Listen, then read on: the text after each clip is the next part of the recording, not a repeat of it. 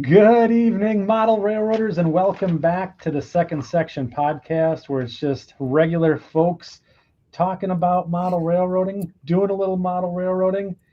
I'm your host, Andy Dorsch, and joining me this evening is my co-host, Mike Ostertag. Mike, how are you doing?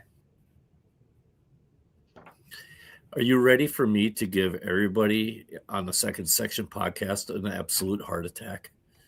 I think so. You ready? Yeah. Oh my Gideon. I think you broke the internet, Mike. Oh wow, built by Sue. Are you sure? Yeah. A conductor down in Fond du Lac had these made, and he asked me if I wanted one, and I know Justin Hendrickson from Engine House Services had one. I know Luke Lemons obviously has one. So I'm like, you know what, I'm absolutely gonna get one, and I'll go with pride, because I tell you what, this actually is more than just a Soo line, and the men and women that actually built all those cars and everything else like that for the Soo line, there's a lot of them still floating around today. So it's kind of a tribute back to the old shops and everything else like that, when they built them pole spotters and stuff and everything. And so I thought tonight, with us doing just you and me, I'd break the internet and see if I'd wear my Soo line shirt. Yeah, I know I'm not going to live it down. That's so. You know what? We shouldn't hold each other to such stigmas as, you can't wear Soo line, you can't wear Milwaukee Road. You should always wear Chicago Northwestern. You shouldn't do that to yourselves. It's just not a healthy way to live. So that's pretty awesome, Mike. And you know what else I just realized? In the chat here, asking where can I buy one of these?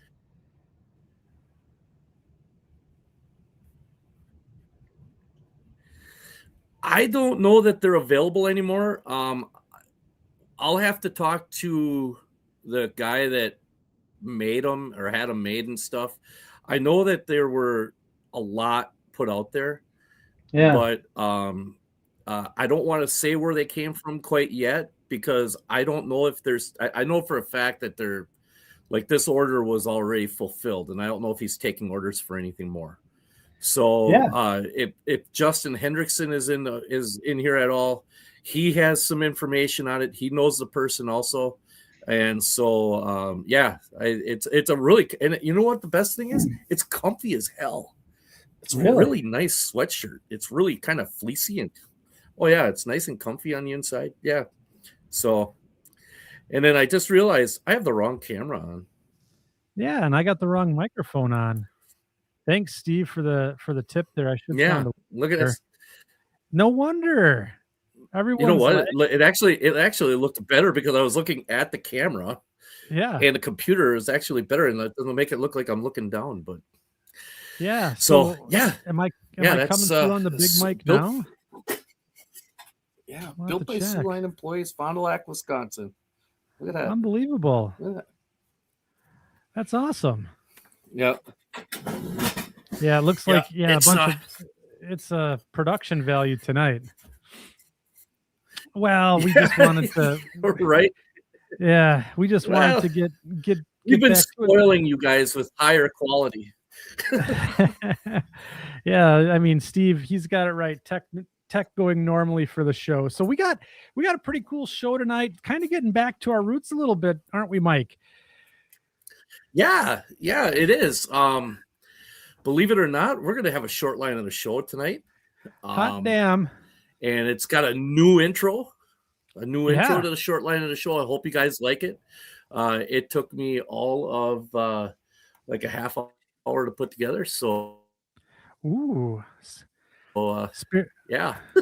it's no expense. Going to be pretty cool.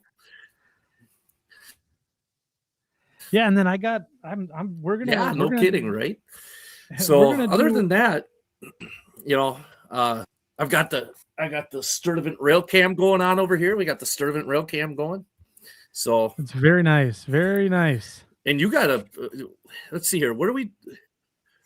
And you're going to be you're doing a demonstration tonight, aren't you? Yeah, we're just more than pretty faces and flapping gums here at Second Section. We actually we participate in the hobby too, right? Build model railroads and doing all that silly stuff, and actually working for the railroad in some cases. But yeah, I figured we're gonna get onto the layout tonight here. I got a second camera set up, and yeah, working on the railroad, and we're gonna go ahead. I did this clinic a while back at Engine House Services. Justin puts on these little I don't know how I should say it, but he's got a back room where he's like a shop, and then he sets up a couple tables, and we do clinics and stuff like that back there. So I said, what the hell?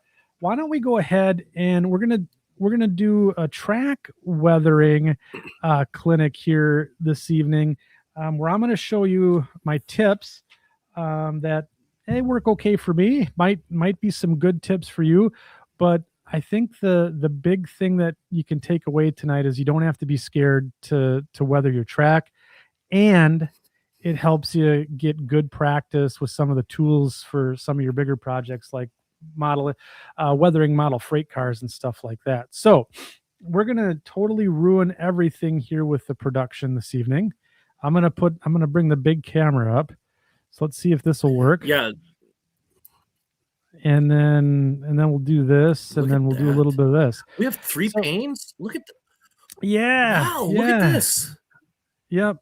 So this is you're seeing this live here on this is the Mascoutin Valley Railroad. So this is some of the track that we've already done. So this stuff here is this area in here is going to be what we're going to be working on tonight. We're going to do a little weathering. As you can see, I got some paints lined up. I got a ton of materials here for you guys and some tips. And then I have little test dioramas, as Steve so poignantly pointed out here, kind of showing you guys at a real close angle, like what's the difference here and what are the techniques. So we're going to dive into that. So should we get started? Yeah. Hey, that one on the right with the really big chunky ballast on it. This one. Yeah. That one. That's Canadian National's yard ballast. It is. So this is 8-inch round boulders is what the guys get to walk on in the yard. Yeah.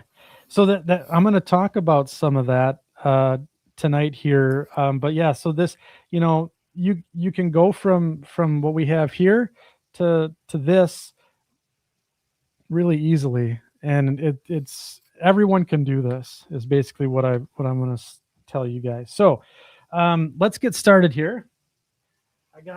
Look at this. We're not even wasting time. Look at this. No, we're not even. I have a question. Ready? Yeah. Go ahead. I have a question. All right. So if you wanted to go ahead and do something to practice on, yes. What did you make those little practice pieces out of? What did you make those out of?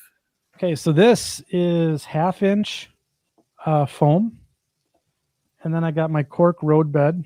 You can see that there, and then I just had some scrap flex track that I had. The codes tonight are going to vary.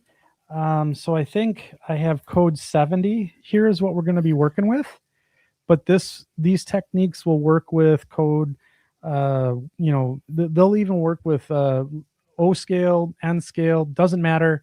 It's all of these will transfer over to the other sizes of rail and track. But so one thing you're going to notice here is we'll start from the base, the bare minimum, the setup here. Okay.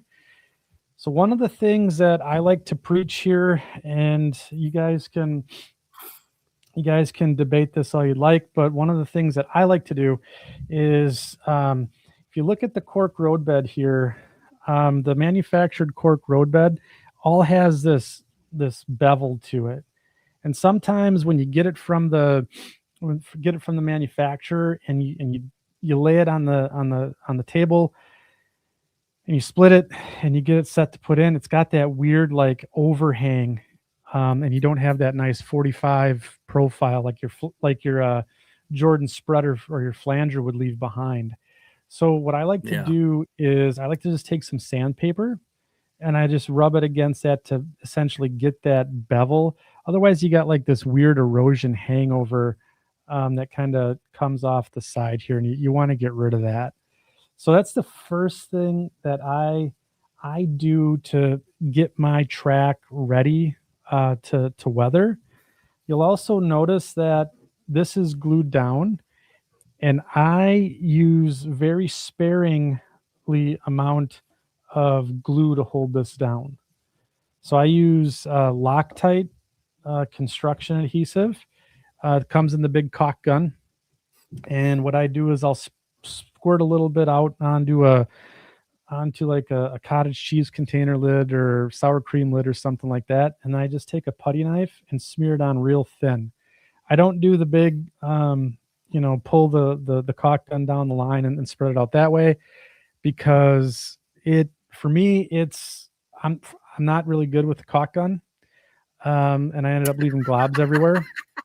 So this gives me a little more control. Yeah. That's what a putty knife is for, dude. Yeah, I know, but I'm also quote unquote thrifty, so I don't want to leave you guys with gobs and gobs of glue everywhere. And the reason I do that is so that when I put the scenery and the ballast down, there's no gobs of glue that are poking out from the sides here, right? Okay, so the question I've got. Okay, I'm sorry. Go ahead. I interrupted you so bad. If you look at it, like my ballast, it doesn't get really above the ties. So you can kind of see the profile there, looking at it long way. Maybe if I can pull it back, you can see there's just a little edge there where the ballast doesn't even come up to the top of the ties. And then that's the reason why I do that thin layer of glue. So you had a question. Okay, this is a me question. Yeah. So what are you cutting your own cork? No, so I use the store-bought stuff, but you can. I have done where I buy sheets of it or rolls of it in 4x8 rolls, and then I'll cut it out with an Olfa or a razor knife. And is that is that the Midwest stuff that you've got there then? Yeah, this is the Midwest stuff that I'm using here. Yep. So there's one other thing that I like to do, and this is kind of, I don't know, it can be debated, but if you notice, this track here has feeder wires soldered to it. Okay. But when you look at the sides of the rails, you don't see where they are. Okay. So one of the things that I like to do is I like to cut away a tie or two from the rail, and then I will solder underneath the rail and have it in line. So that way you can't see the globs of solder in the webs of the rail. And do you do anything special with the wire? No, I make a little 90-degree angle on it, and then I solder it underneath. And so as you can see, like you can see where the profile is here.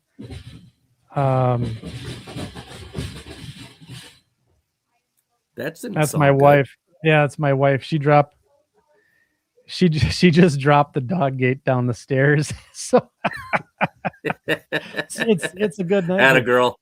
Yep, but you can see you can't see, like in Christmas Vacation, you can't see the lines, can you, Russ? Yeah. See, one of the things that I do something very similar to my track, except for what I do is I take on a small like one of these deals, like a machinist yep. Yeah. Machine block. Yep. And I take the 90-degree and I take the 90-degree here, and then I take my little tack hammer. Yeah. And I flatten the wire. So Yep. now it goes and butts right tight, smooth against it, and you use less solder. Yeah. And that's a good trick too. And again, it's all what you're comfortable with. I've messed around with it for a while. Yeah. And It's the so worst. Dropping feeders is like the worst it thing is. ever in the history of ever. Thanks a lot, DCC. Yeah, it pretty much ruins everything. So with Yeah. all that in place, and the track is essentially prepped, right? So the first thing that I like to do is I like to paint my rails, my road bed, and all that good stuff. So I used to be a spray bomb kind of guy, Okay. where I would use the Rust-Oleum camouflage paint that you can get at the hardware store in the rattle cans, the big ones. Yep. The brown, camouflage brown, I think is what I was using. But now I've gone and I've switched up a bit. So this is backwards, unfortunately. But I use No, it looks right. Vallejo. Oh, really? Yeah, it The looks right. lettering isn't backwards? No, not Oh. that I see. Looks fine. Yeah.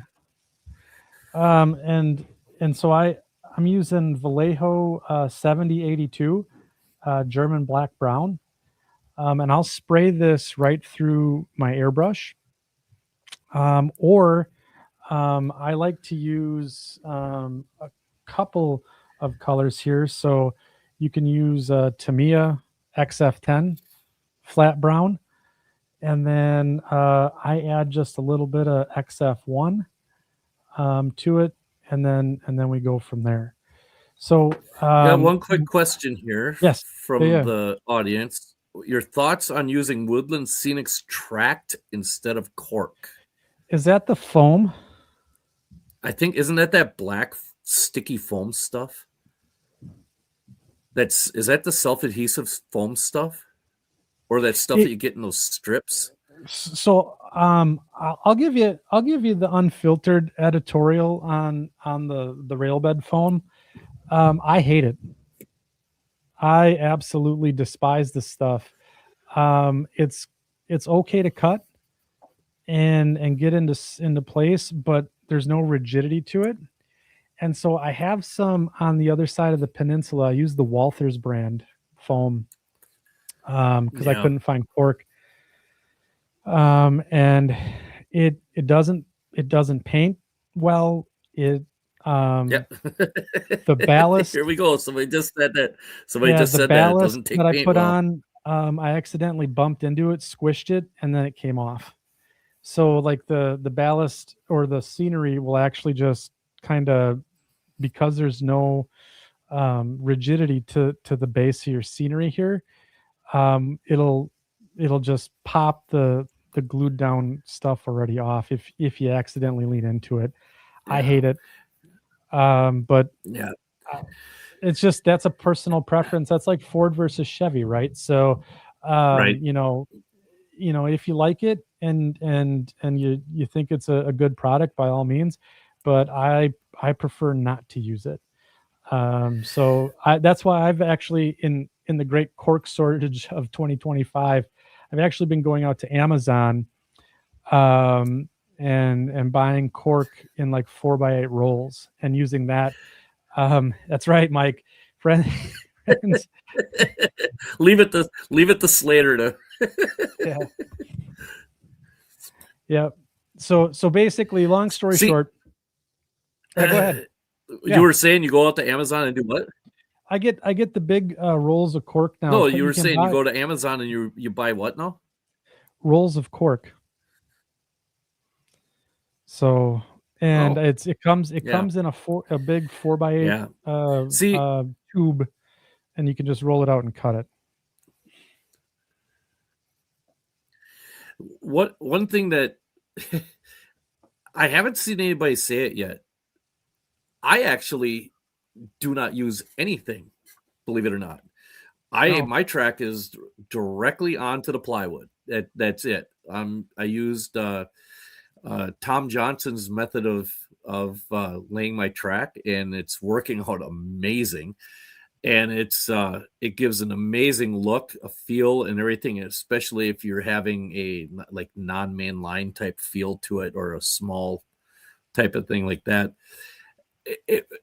The thing is the fact that you always hear about noise deadening. Yeah. Which to me, my opinion on the noise deadening factor of cork and all that kind of stuff, who cares? Who cares how loud it is? Because we're buying locomotives with sound in them. So if you're worried about what your train sounds like, don't buy engines with sound in them.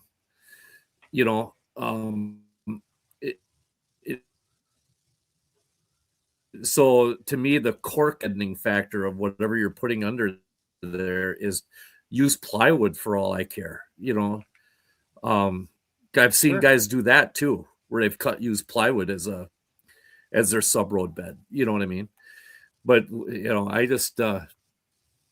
I just find it funny how we're in a day and age where everybody buys sound locomotives, but yet people are concerned about noise deadening on their on the layouts. I find that kind of funny. So we're gonna do a little practice here with painting, since we're talking about painting and cork and all that good stuff. Yeah, I got my airbrush. What are you using for a compressor, and what are you gonna blast at? So I have a it's a Lowe's special here. It's a little pancake compressor. So it's a Cobalt. It's got a big tank on, or I shouldn't say a big tank, but a tank on it. And I spray pretty high pressure. I spray when I'm doing scenery, I'll spray at about 40 or 50. If I'm doing some other stuff, I'll turn it down to like 20. But yeah, so we're gonna give this a whirl. My compressor might kick on, so I do apologize. It is loud, but I can't hear diddly squat anyway. So, all right. All right, so here we go. So basically, what you'll notice here, I even put a joint bar on this rail here, so you can add details as well. You can see that. And all I'm going to do is, you can see, I don't know if that's skim milk in there or not, but this is that German. Yeah, that looks pretty watery. Looks pretty watery. And then it looks pretty watery, which is good. Yeah. And then I'll just go through here and get brown and just paint. So you can see there, this is a really good way to get practice with your airbrush. Just to learn how to use the like, if you have a dual action, I absolutely love it. I'll get the ties and I'll do the whole thing here. Now, do you mix that? What do you mix the paint or the pigment with anything? Do you do that, or? Yeah, this is not hang on a sec here. It's not that bad. Just let her go. Let her rip. It's not that bad.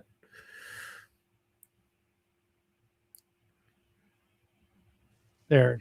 So this I mix with so the not the Tamiya, the airbrush thinner. So I use the Vallejo airbrush thinner with the Vallejo paints.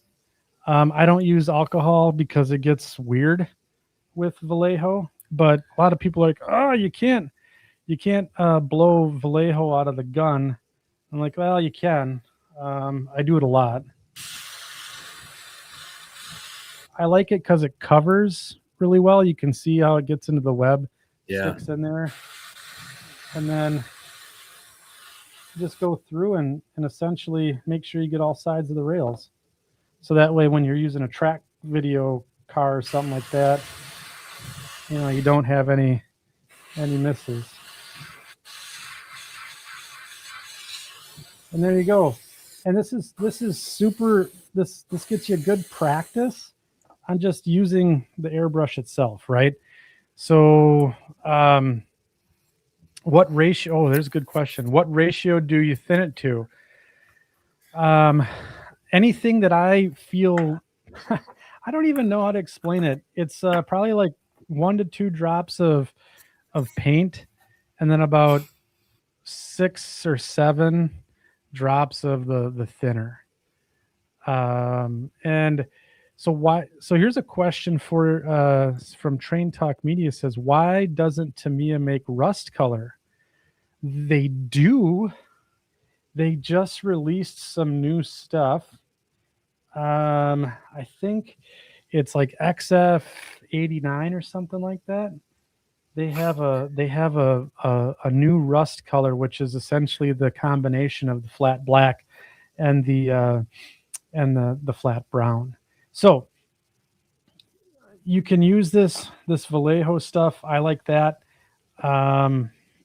You can use a mixture of Tamiya. That works great too. Sticks to the rails really well. And then just like, again, I recommend it because this is an easy way to get you practice on how to work your airbrush. You can also use it like to tint your scenery. Like, oh, I got a little weirdness here. Maybe there's some matte medium showing through. You come through and just zap and change the tint. Oh, I don't like the look of that one tie. I'm going to change that. Add some like molding here. Here's a question. Andy. Here's a question. Does the thinner, the airbrush thinner, help the acrylic paint to not bead up? I think it's just a thinner. I'm not sure. I've never had paint beat up before. Have you? No. And maybe it's because of the needle and what I'm blowing through the brush here, but I've never had that happen to me. Not touch wood, unless maybe I'm airbrushing wrong where that doesn't happen. But or is he maybe talking about the orange peel effect? The orange peel effect. Yeah, I'll use if I'm using like Tamiya on if I'm using Tamiya on a model or something like that, I'll use Mr. Hobby's thinning leveling thinner when I'm doing like a plastic, and then I do real thin coats, and I shoot at a little higher pressure to atomize the paint a little bit, so I don't get that to almost where it dries almost on contact when it touches the model. Yeah. So with thinner or IPA, when I'm using my Vallejo paints, which is kind of a vinyl based acrylic, I'll just say, because I don't really know what the compound is. I never use IPA with these. I always use the airbrush thinner that's prescribed. If I'm thinning it like at a brush application, I'll use just tap water. So those are the steps that I have. So you can see this is almost dry to the touch. With the Vallejo, I only need one coat. It's a little bit, I don't know, it just seems to stick a little better to the rails. Tamiya though, I've gotten away with one coat too. But I usually go back if I'm using Tamiya with a second coat. So that's just getting us, so this is the base, right? So this gets our ties a nice base color, and it gives the rails a nice rusted brown look. And I'm just let's bring our other one back in here for comparison, right? So you got the guy with the cat litter on the tracks, right? Okay. And you can see he's got the undercut there, right? All of that good stuff. And then you got the painted track, and already you're miles ahead even just by painting your track. So yeah, good point from Thomas McEwen here. Always using the recommended manufacturer's thinner with their paints. It's a good rule to live by. Okay, It can be a so little now, expensive, but it is a good rule. well, yeah, no, it is. It's true. So we're gonna flush this. What I like also about um, the paint from Vallejo, when I'm cleaning my airbrush, I can just essentially use regular water here, and I'm doing my Bob Ross impression that I'm cleaning the brush, right? And then I'll just beat the devil out of it, like he always used to say. And there we go. And then the brush goes back in the sling. And we'll move on to the next. I think we're the going to next get around group. to this a little bit. We're going to get around to this question a little bit later. We're going to get around to this a little bit later, but Frisco Bob 56. Oh, wrong one. That's that's more of a comment. Somebody asked. Good question. Matthew Goodchild 7398. Do you use something to take paint off top of rails? And I'm sure we'll cover that a little bit later, huh? Yes.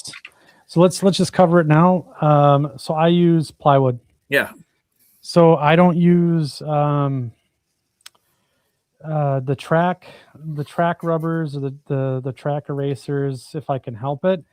I will let's let this dry, and we'll come back later in the episode, and I'll show you how easy, just by using plywood, you can take the paint off the tops of the rails. Okay, so because I did make like a short for our Instagram and TikTok and all this on, no gimmicks, just good old plywood as a track cleaner. And we'll let this dry later, and then I'll come back and show you how this works on dried paint and glue and some other stuff.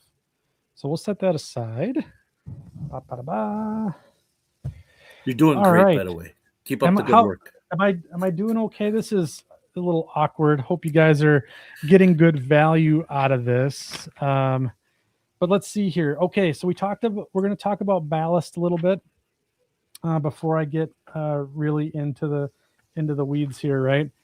On the weathering. We'll just kind of talk about what does good ballast look like. I am a stickler for using scale-sized ballast. Oftentimes, I like to use Arizona Rock and Mineral. Superior Scenics is that's the stuff I'm using. Yeah, Superior Scenics is really good too. I like their fine ballast. And then I also use N scale ballast as well. And I like the Arizona Rock and Mineral N scale ballast because if you shrink like this here down or blow it up from 187 scale, I mean, these are pretty much boulders in between the tracks, right? 6-7 inch rocks. I modeled the 80s, so they didn't really have rock all that big. They might not have had rock at all. Yeah. This is what I do, Andy, with that Superior Scenic stuff. Yeah. Is this right here? If you've got some of these, like what is this? This is a container from a coarse brown ground black pepper. Yeah. Because I do a lot of barbecue and smoking and stuff. So I've got a handful of these things floating around. This is almost a whole bag of that. Because once you open that bag, you got to find something to store it in. So I just store it in this, and then I have a controlled lid that I can pour stuff out into cups and things like that. So I've been seeing Train Talk Media has been saying boomer gravel dirt from the yard. Yeah, we use that too here at the Mascoutin Valley. So what you see here, this is a mixture of good old red clay, dried and sifted out, with some of that Arizona Rock and Mineral stuff. And I tell you, yeah, because this is a short line type or a branch line type application, they didn't have money for rock. And so No. so what they have here is basically just a mixture of what the maintenance away crew could fit in there. So yeah. So this is not the main line's back this way. So I can maybe tilt the camera. Here's the main line. This is more gravel. These are the sidings and spurs that go into the Pine River Wood Products. So that's going to have more of the dirt. So anyhow, so Ballast, I like to try and be as tidy as possible with it. I keep it off the ties. I try to keep it out of the webs of the rail as best I can, because all that's going to do is set up your weathering for the next steps here. I gotta find a good spot for this. I'll put that right there. Okay, so let's talk about actually what everyone came here to learn about tonight is how I actually weather the ties. So I have 3 different methods that you can use to do your weathering to get your ties and track to look really, really old. The first technique I'm going to show you guys is we're going to do we don't have to use an airbrush or anything like that. We're going to use a couple of colors here from Vallejo. We're going to use Deck Tan. This is one of my go-to weathering colors. Deck Tan for everything. I found this from a guy on YouTube. He's a military modeler. His name is Night Shift. I don't know if you guys are familiar with Uncle Night Shift. Is so good, dude. Uncle Night Shift. His stuff is so amazing. You think Boomer is good? That guy is. Yeah, he's next level. I tell you what. So, yeah. And then he does some pretty incredible stuff. I'm going to use a little bit of Iraqi sand, and then let's get a really, really cold gray in there. We're gonna do Stonewall gray. So now you'll notice I get color from all sorts of different hobby outlets. Like the tabletop gamers, I'll use their colors if I see a color that I like. And this is my palette. This is what my ties are going to look like. Actually, I'm going to do one more color because I don't like that Iraqi sand. It's too warm. We're going to do, there we go. We'll do this U.S. desert sand. There you go, Andy. My friends. That's right. I love that guy. So we're going to use a technique called dry brushing. This is he's from Czechoslovakia, I think, right? Or the Czech Republic? Yeah, something like that. Czech Republic, I think. No, I think he's from the Czech Republic, right? Yeah, I think so. But we're gonna use this. So I got this Army Painter dry brush. You don't need to have a special dry brush. You can actually just use a normal brush and maybe cut some of it back, just so you have a little rigidity in the tip here. And then what I like to do, let's do the Deck Tan first. I'm going to load up the brush here and get this on camera so you guys can see my technique. Maybe. Let's try that. There we go. We're going to load up the brush just a little bit. And then I got a good old paper towel here, okay? And then we're going to get rid of the paint that's loaded up in the brush, okay? You don't want, when you do this, less is more, because you don't want to have much paint, hardly any at all, loaded up into the brush when you do dry brushing, okay? So now we'll pick a spot here. Let's do like these 3 ties here. So we'll start here, and I'm just going to really, really lightly just drag the brush across, and you can see how look at this that right away. Right away. Okay, he's going into this. Do you work from photos at all? I do. Do you work from photos, and or do you How do you determine what you want to do with your ties? How do you do that? Yeah. So this is, I use a lot of, and let's maybe even just maybe go a little closer so you guys can see. I use I like to use photographs. So I'm modeling the the um, the Northwoods of Wisconsin, the 1980s. There was a lot of deferred maintenance, so you're going to see a lot of sun bleached ties, ties that aren't perfectly straight, those types of things out there. So I like to use I use photos to get a sense of how does my ballast and my track work going to look. So the ballast was never up and over the ties, so I try to keep it below the ties on the model. And then the colors, right?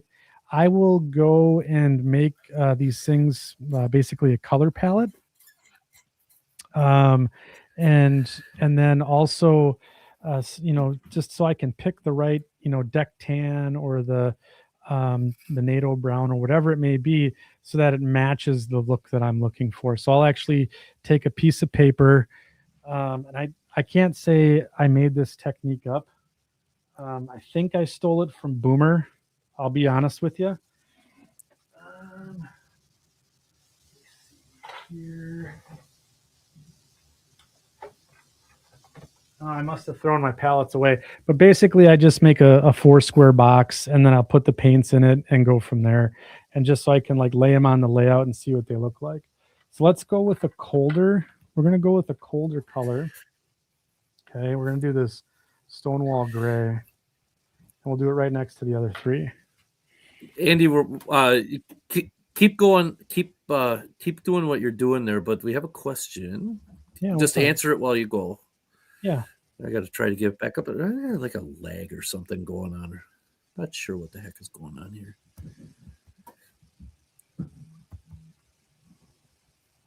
So you can see. So this is a cooler gray, right? And you can see, and I'm putting this one on pretty heavy. Keep doing what you're doing there, Andy. Here's a question. So why no lightly airbrushed? Why no lightly airbrush with very thinned out paint? Right? If I can answer that, I think it's just because this is just one technique of doing it. There's this is one of those million ways to skin the same cat, right? Well, I'm glad you asked, because I mean, it's just a technique if you want to use an airbrush to do that. So let's do that.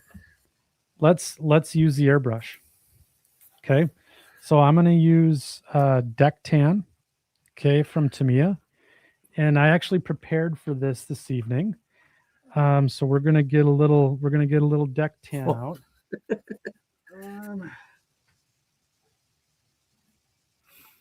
Okay. And I got some pipettes here. So I do all of my mixing in the airbrush. So I'm gonna back off just a bit so you guys can see what's gonna happen here. Okay.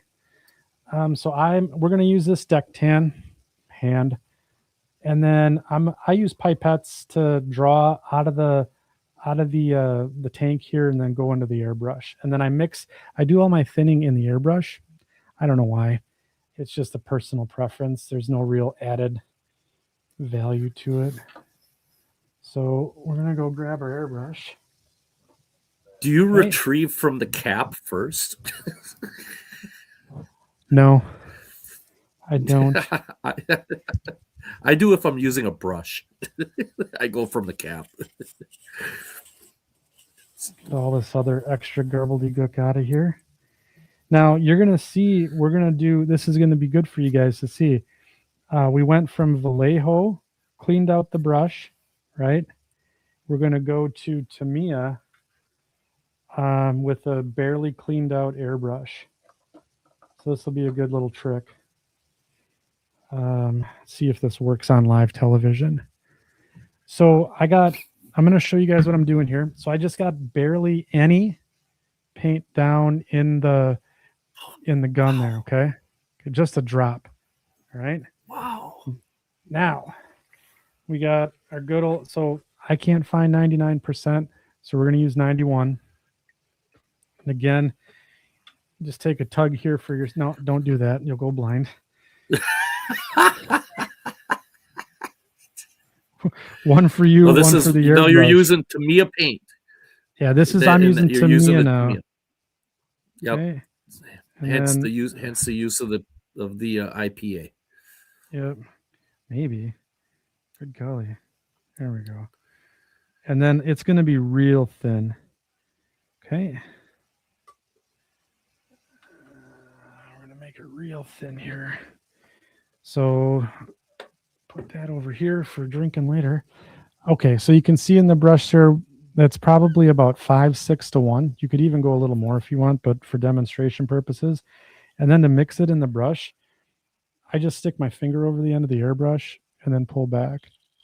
And then you get the bubbles there. Oh, the back pressure. Yeah, you Yep, use the back pressure in order to mix. Yep. And then that's with a good this one, idea. Yeah, so then I just somewhere off of the model, I'm just going to go in, get my flow, all of that good stuff, and then let's see how good we are here. This is deck tan, and we're doing this live on camera with the airbrush.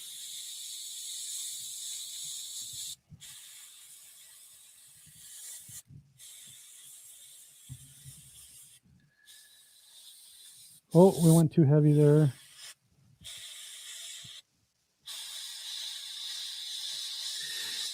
Yeah, but you can thin that back out though. You can blend that back in. Yep. Yeah, we're gonna hit it with an enamel in a little bit.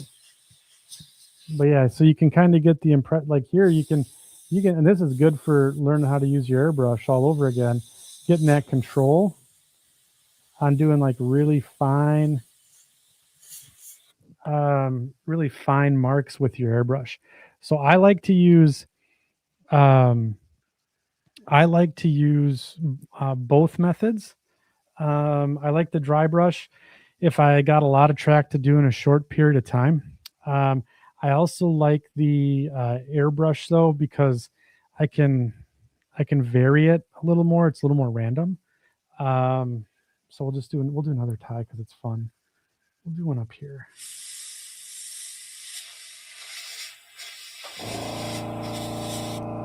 And then I like the ability to just also do some of the scenery as well.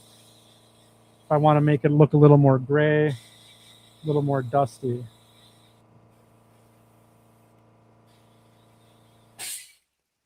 Pardon my compressor. So painting happy little ties. That's absolutely right. But let's say you're not comfortable using this. Your dry brushing skills are a little to be desired. We can even go one level easier. We're going to drop some shit Way on the to layout. Go. We're going to use weathering pencils. Okay. Oh, this is also if you just want to turn on your favorite Model Railroad podcast or listen to some tunes and or want to watch maybe some YouTube videos on your phone, you can use these pencils and just go to town. And so we're going to use here, which color is the one that won't come out? Is the one I want. That's the one that you need. So I'm going to do two here. These are these AK weathering pencils. I had to say I was really skeptical. Those things are awesome. At first, dude, I like they're awesome. Yeah, they're absolutely awesome. I use mine for doing weld lines on covered hoppers and boxcars and things like that. That's what I use mine. So we're going to use dust and buff here. Okay. And then we'll come right in and I'm just going to lightly rub the pencil over the ties. Okay. It's almost like coloring. And you can use this And look at that. No paint, no fear. And it's similar to dry brushing. You get that effect. Total control, really. Yes, and that's the other thing, because we're gonna show another detail here that is gonna happen that you can use with these pencils that I found recently. I'm just like, oh man, if you have the rust colored ones, you can go through and get real crazy and go do your joint bars and your tie plates and your spike heads. And look at that. So now look at what we've done here. And so again, I'm doing this in demonstration mode, but imagine if, you get your dry brush out, you get your pencils out, look at the variation in the colors that you can achieve. And it just looks, at least in my mind's eye, it looks very, very natural. Hey, can you do me a favor? Can you Yes. can you scratch a little bit of an itch here for me? Yeah. You know that one tie where you airbrushed and you said, "Oops, I got a little bit too much in there." Yeah. What if you went over that? What if you went over that with that pencil just now? How would this one right here? Yeah, that one tie. Yeah, that one right there. All right, let's try. Would that? You know how you have the two little marks? Will that help take that out of there? Look at that. Wow, just like downtown. Good gravy. Yeah, just my goodness. There you go. So this is just a layer. That's just layering. Yeah. All it is just layering. So there's 3 different ways that you can achieve almost the same effect on weathering. So you can use the pencils, you can use dry brush, or you guys can also use your airbrush. And they're all 3 methods, I feel, get really, really cool results. So again, I have some of the materials that I'm using tonight, just some of the paints and stuff in the show description. So if you want to pick up some of the stuff, I think I have some links to Engine House Services, and then there's some links to Midwest Model Railroad out there. So you can go out and grab and again, we're not sponsored by either of those people. They're just hobby shops that I tend to deal with. And yeah, you can go out there and grab the supplies that I'm working with tonight. So let's see, on my list of things to do, there's a couple of items I'm just going to talk about real briefly. One of the things is grease and oil stains. Ooh. And so this, and then we're gonna stop after grease and oil. Because I want to make sure that's that nowhere on the railroad. It's very sanitary. Yeah. We're gonna go ahead and get to Mike's short line of the show here, because I know there's a bunch of people that are chomping at the bit for that. I being one of those people. Okay, so tonight I'm going to show you how I do grease and oil spills. So we're going to do a couple different. We're actually just going to do one method. So we are going to be using golden soft gel semi-gloss. Okay. I'm going to get some of this out onto my palette, and we're going to use a couple of different colors, and then we're going to make a real big oil and grease slick.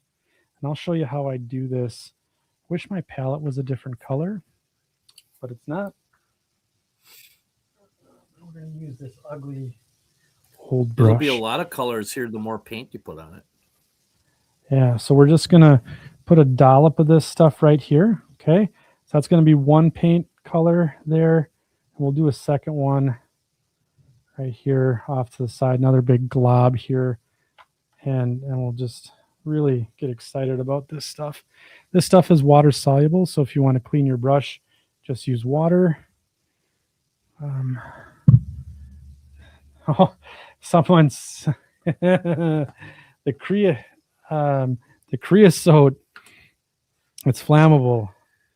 Yeah, that's a hot topic hitting the model railway YouTube world.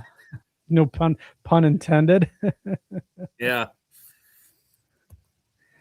Okay, so we're gonna do. You gotta have black.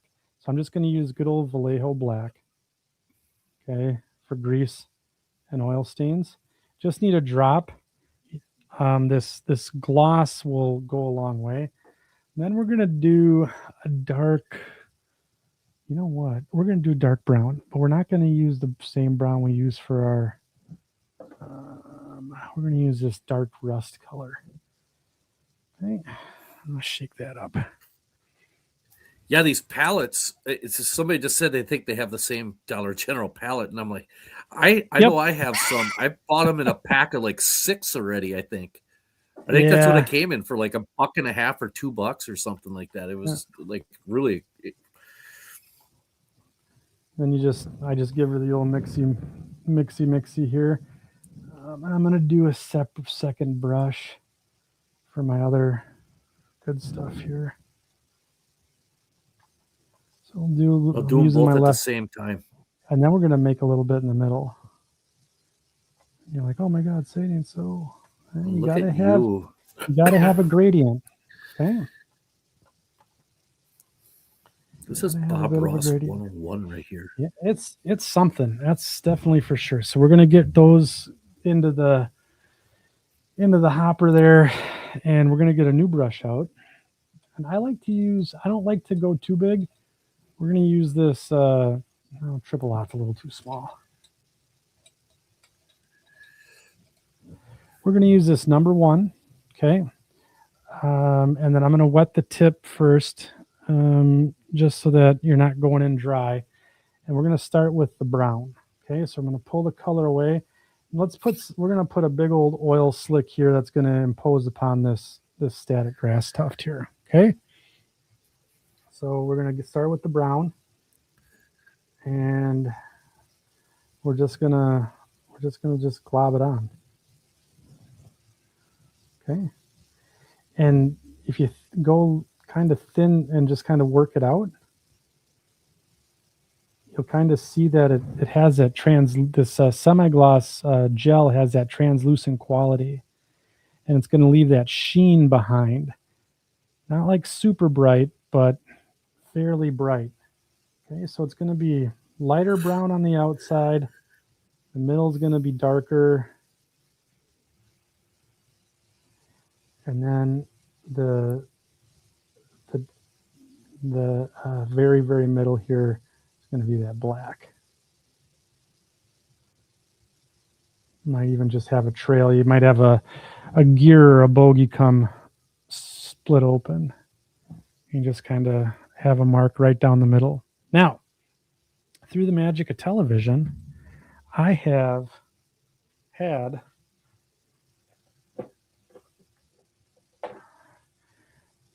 you can see what it looks like when it dries. So it's the same technique. So here I got the black here, and then I transition out to the brown. So you kind of see what the oil and grease stains look like after they dry. So you can see that sheen. Yeah.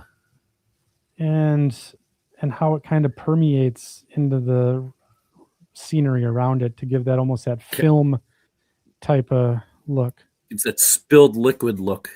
Yeah, exactly. Where it's leaching out. So yeah, that my friends is a couple of techniques that I like to use, and I have more that I can share with you guys at another time if you'd like to see them, that really essentially take this to the next level. But just a few simple techniques: airbrush, practice using different mediums to weather the ties, and then oil and grease, really add the realism.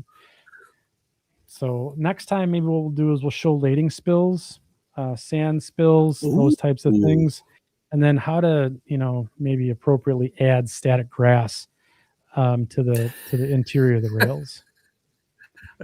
Are you sure you and Tom Holly aren't talking at the same time about the same thing?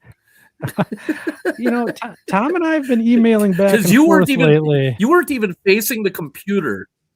Yeah, you have not even been facing. You weren't even facing a computer, and all of a sudden you were saying that, and he says this, and I'm sitting there going, "Oh, this is going to be great." Yep. So that's our track weathering clinic for That's this really evening. cool, Andy. I like that. That's So, really cool. Hopefully you guys enjoyed it. And if you guys have any questions, throw them in there. I'll make sure to answer them as best I can. Do you do that prior to? Do you do the airbrushing of the track? Like for myself, like Sure. over here in this little section, I've already got a bunch of scenery down. I got my ballast in. I got all that kind of happy stuff all taken care of already. Do you paint it before you put any other scenery in, or after, or does it matter really? So it doesn't matter. I typically do it first, and the reason I do it first is I like to see what the shades of ballast look like against the tie color to see if I have to adjust the scenery, because I'm a big proponent of weathering your scenery. A lot of the woodland scenic stuff or the Scenic Express stuff, it's so bright when it comes out of the box. Yeah. That it's got to get knocked down. It's got to get otherwise it detracts from like the locomotives and the rolling stock. I mean, it can really overpower you and draw your eye away from it. So that's what I like to talk, or that's what I like to do is start with that. I've also done it where I've put the ballast in and then done all that afterwards. And it's cool if I'm doing like an industrial scene where I want that dark brown to be the base. And so I'll go that route and take it down with different types of washes and stuff out of it. I use the airbrush almost exclusively while doing scenery. I think it is probably the best way, in my opinion, to cover a lot of ground.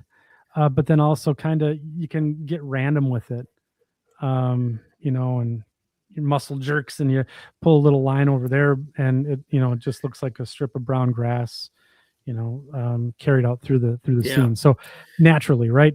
So yeah, that's what I like to do. Yeah, and that's one of the things that I'm starting to work on is I'm going to be doing that here pretty quick, where I'm going to start working on continuing the scenic that, and then I'm got some more scenery that I'm starting. I just want to get a structure started first. You know what I mean? Sure. And then that way I can get that taken care of and then place a structure on it. And so I'm going to be doing about another 1.5 feet or so. Well, I tell you what, I do have I know that you said you got to take care of something real quick here. So what I can do is let me bring the layout back up. All right. And then I'm going to, whilst we're away, let's talk about lading spills real quick. And I'll be right back. And the other stuff. Let me see if I can do that. We'll do that. And then we'll bring this back up while Mike takes a quick break. Okay, so talking about lading spills,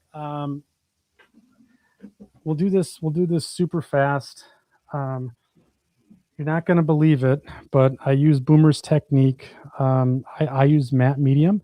So this is a matte medium that I put into a Dollar General tube, like a ketchup bottle, and I'll use it and I'll just squirt it out onto the scenes where I want. If I want a targeted application of it, I'm just going to put a little bit into my tray here, my palette, and then I'm going to use a toothpick and we are going to add some static grass between the rails.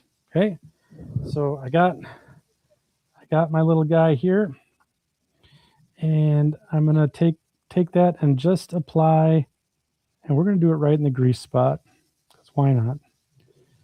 Grass was there first, the grease happened, and now the grass is coming up through it. I take my toothpick and I'm just applying a little bit of matte medium here. And then I like to use, for this application, I use the tweezers to go through and apply it. So the brand of the pencils, I can answer that while I'm doing something else here. The brand of the pencils is the AK weathering pencils by AK Interactive. And they have a green and brown set. They have a dust and dirt set. And then they also have a rust set. And I think they got a couple others as well. The rust is really cool for doing weathering on cars and rolling stock. So now I'm just going to take a little bit of the static grass here that I got in my old cottage cheese. This is 4 mil, so it's not too tall. And I'll show you get my hand out of the way here. I'm going to grab a bit. I'm going to put it in my hand like so. Okay. And then I'm going to tease it out. So I just get a little bit in my hand like so. Okay. See that? I just got a little bit. And then using the boomer pinch and stab method, I just stab it in to the ties. And do that again. You can use the tweezers if you like. And then just stab that in like that. And then I'll come back with the tweezer and just kind of clean up around the rails. Do you vacuum it afterwards? Yes, I do. I just gave it a quick blow there. One of the other things I like to do, here's a pro tip. So your airbrush can be used to blow things around. I use this as an air gun all the time. Yeah. There you go. You're teasing it a little bit. Yeah, just tease it a little bit. Yeah. Get creative. Nothing. Wow. There's nothing saying, you can't do it a certain way. So so that's. Yeah. So we'll do that it like looks that. Pretty damn good. So there's the end product. Just like that. So one of the other things that you can do is if you want to, talking about lading spills, I know we've been kind of laboring that. Want to throw a couple of leaves in there or wood chips, sawdust. Look at you getting all fancy. We're getting fancy. I told you I wasn't going to do this. But yeah, here we are. So yeah. That's because I had to pee. That's right. So you got a bonus. Yeah. You're welcome, everybody. My lack of bladder control just got you bonus content. There you go. You guys got bonus stuff. All right. If you guys have any questions for the duration of the show, shout them out about the weathering techniques. I'll be happy to answer them.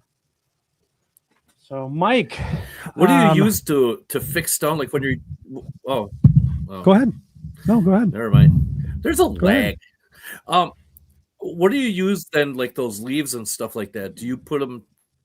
Do you do anything? Do you go over there like with a matte medium wash of any sort to kind of hold them in place, or just leave them loose, or what do you do? No, so I'll use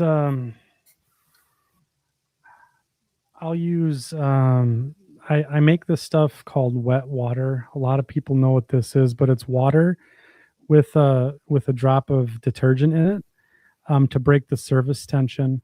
And what I will do is I will poke I don't like to use IPA on my scenery because I don't know, maybe I'm just sensitive to the smell. I know it works great, but this doesn't stink, and it achieves the same effect. So I use this, and then I'll soak the scene down, and then I'll use 50-50 solution of matte medium and water. So here's a question. You may have already mentioned it, but do you have any preference for factory weathered, unweathered rails? It's a good question. Ooh, that's a good one. That's a very good question. So I've just recently go ahead, Mike. Dr. Pepperman. No, you go. No, you go right ahead because I'll give you my opinion afterwards. So I just started in a couple spots using the microengineering pre-weathered rails. And you know what? I don't hate it. It's not bad. The thing I didn't like was I really had to work to get the weathering solution off the top of the rails. But other than that, I still got to paint the ties. So I paint the ties that dark brown base anyway. So it's good as like a primer coat though, if you want to do some cool effects on the rails, because how it sticks to the metal. That whatever coating they put on it, I think it's really good.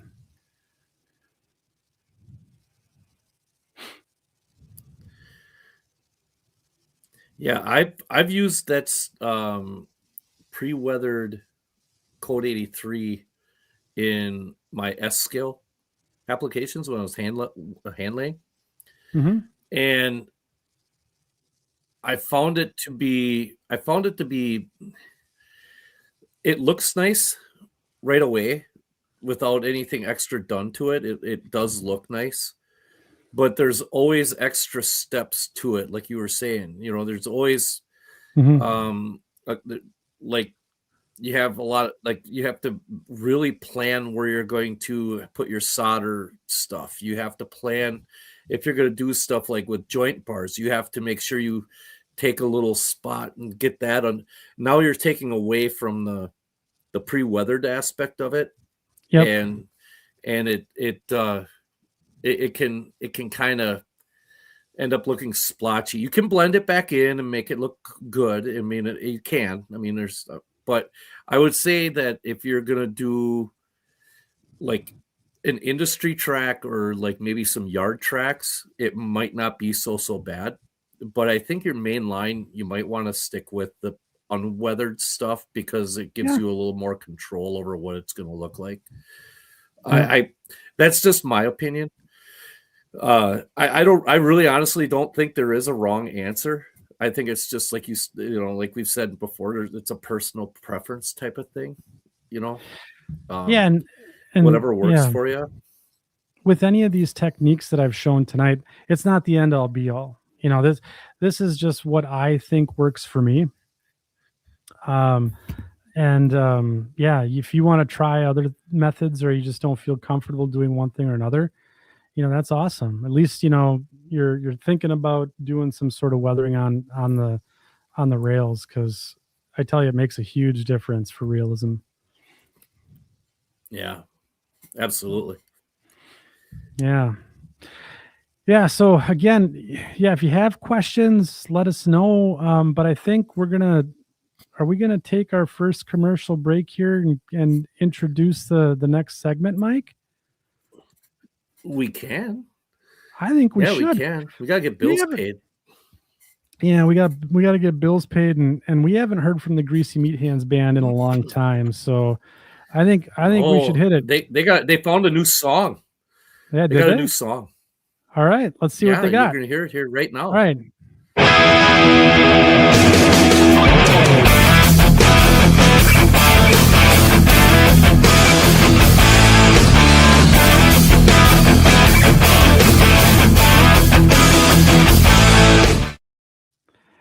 Short line of the show. It's back.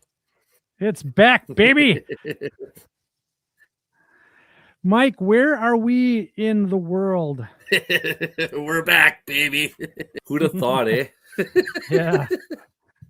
It's been a struggle to get one of these put together and everything. Well, here's what's happened. Here's what happened here with the short line of the show first. Before we're going to be in North Carolina. But what happened was I ended up going back to Manitowoc going back to Green Bay for just a little under 2 years, like a couple of weeks short of 2 years. And I didn't have the time after work to continue to put something together, no matter how hard I tried, all that kind of happy stuff. So now here, since just before Christmas, I went back to Manitowoc, and I've got a little more free time on that job. So I was able to start putting something together, and it's I hope you guys like it. It's going to be a little longer. So I guess buckle up would be a good way to put it, because I'm not sure how this is going to go. I'm going to see if I can't try to get my, let me see here. I'm going to try to do it this way. See what this thing, my computer is being stupid right now. Of course. Well, I mean, we wouldn't have it any other way. No, I mean, why wouldn't it want to not cooperate? All right, okay, go let me full start send, Mike. over Cyrus here. Gillespie says full send. Yeah, I'm gonna. Here we go. Here we go. Give me a second here. Uh-oh. For some reason, my PowerPoint, yeah, hold on a minute. There we go. All right, now let me get this over, and I'll try sharing this. Share screen. It's nice to see the quality has not gone down at all. Yeah, the podcast is really starting to hit its stride. We're in year 5 now. Let's see here. And I got to say, the production quality has really maintained a level of mediocrity. Yeah, I mean, it would be disappointing if we actually got good at this. I think so. I think. So, all right, here we go. You ready? Here we go. I'm ready. We're all ready. We've been waiting. All right. We're going to North Carolina, and we are going to be at the Alexander Railroad. What? Also known as the Junebug Line. Yeah, baby. Yeah, oh, man. I've known about this railroad for a long time. Really? So, yeah. Oh, yeah. Yeah, it's a cool little railroad. 20 miles. It only has 20 miles worth of track. Their headquarters on Taylorsville, North Carolina. And their main terminals are their endpoints. One is at Taylorsville, which is, I believe, the very north end. And then the Statesville, North Carolina, is the very south end. And I believe that's where they connect up with Norfolk Southern. They are still running as today. They started in 1946, and they've got the nickname the Junebug Line, which I think is kind of a cool little nickname. I like that. I do too, right? So here's a map. You can see all this, right? I'm not. Yes. Oh yeah. At least I can see it. So, all right. mean, I'm the only. Yeah. Yep. Yeah. Okay. So here you have it. You can see down here at the very bottom right-hand corner. You can see where it's Statesville, and then we have the towns of Loray, Scotts, Stony Point, Hiddenite. However you want to, like taconite. Taconite. Hiddenite. Oh, that sounded. Yeah, I like that. And then Taylorsville. So we're gonna take a little stroll down the line here.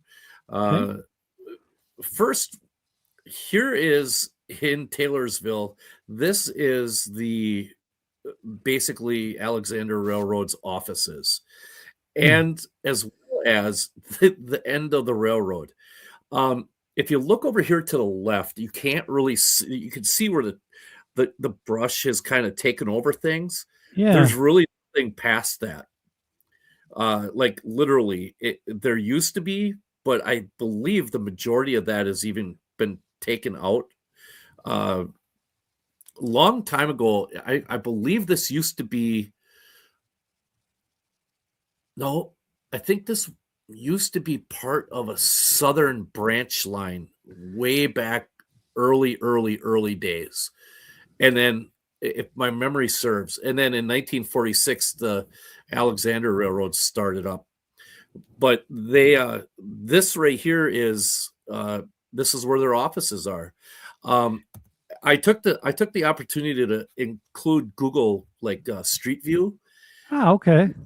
Look at the color of this depot. Look at this That's thing. Looks like crazy. it looks like it's been dipped in creosote.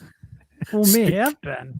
It might have been, but this is supposedly the original Taylorsville depot. So yeah, so it's really, really kind of cool. I can't remember what each slide is going to be. Okay, so yeah, this is I can't. It's been so long since I put this together. So yeah, there's you could drive right up to this building, and I believe the whole railroad only employs like maybe 8 people.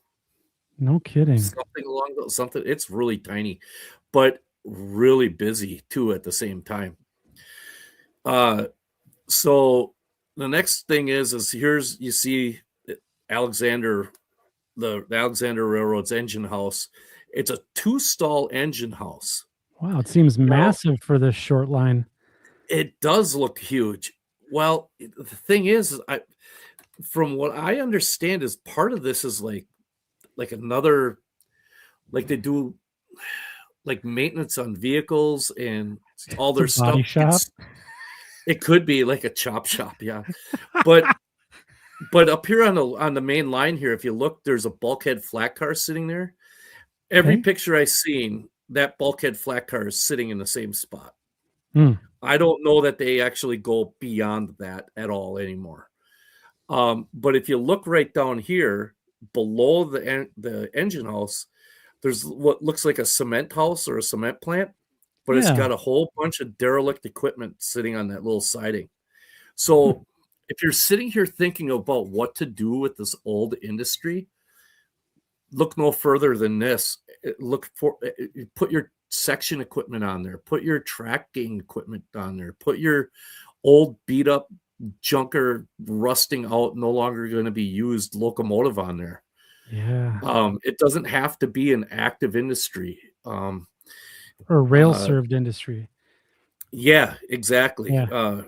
Well, I'm getting There we finger go. crazy there. Yep. So Finger crazy. here, finger crazy. Yeah. In Taylorsville, North Carolina, here are the five industries that they have, that they serve, and what commodities they bring in or handle, and then the type of cars that they have. Oh, there you go. Yeah. So if you hadn't figured out the background, I modeled after their paint scheme. You always seem to add that little bit of like homegrown flair to each one of these presentations. I love it. I try to, yeah. See, like if you look, like right there, see the Alexander, how it goes right through the Alexander like that. Yeah. Yeah. Wait until you see the paint scheme. It's pretty cool. So we're going to start at Taylorsville here. We're going to start working on, so that's Sype Wholesale down here, lumber and building materials, boxcar, center beam flats, right? Yep. Well, upon doing research, here's Sype Wholesale. Do you see something? Do you notice something about Sype Wholesale? Yeah, they took the switch out. Yeah, the switch is gone. So you could model this as an active industry or as a former industry. And here is what the track looked like, or looks like. Almost all the pictures I've seen looks like they had a whole ballast thing going on, because their ballast looks almost immaculate. Yeah, in a lot of spots. Like mine. It does not. No. And it certainly does not look like a 80-year-old short line. You know what I mean? Yeah, right. The Escanaba and Lake Superior should be taking notes. Well, yeah. See that ELS, this is called ballast. This is ballast. This is ballast. It's used to hold your ties in place. And for drainage. And for drainage, yes. So if you look here, it stops right there in the middle of the concrete And I just think that this whole little scene would be really cool, even on a layout as this used to be here as a building flat up against something, I think that it's just a really cool little scene.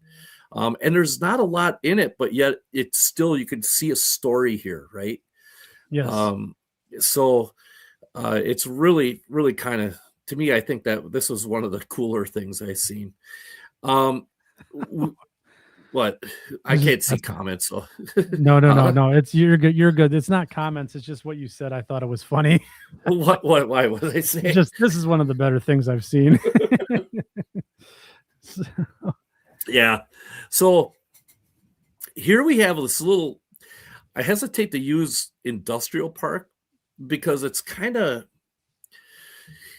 sort of an industrial park, but you have two of their major industries right here. They have a lot, from what I understand, doing a lot with plastic pellets down here. Okay. So you have the Borealis compounds and then Paragon films. And then you have a little yard over here. And if you look at the yard, if that very bottom track, you could maybe get 4 cars in that track. So there's what appears to be 1, 2, 3, 4, 5 tracks in there. Yeah. 6 tracks, maybe. The longest one's going to hold maybe 7 or 8 cars total. Little stubbies.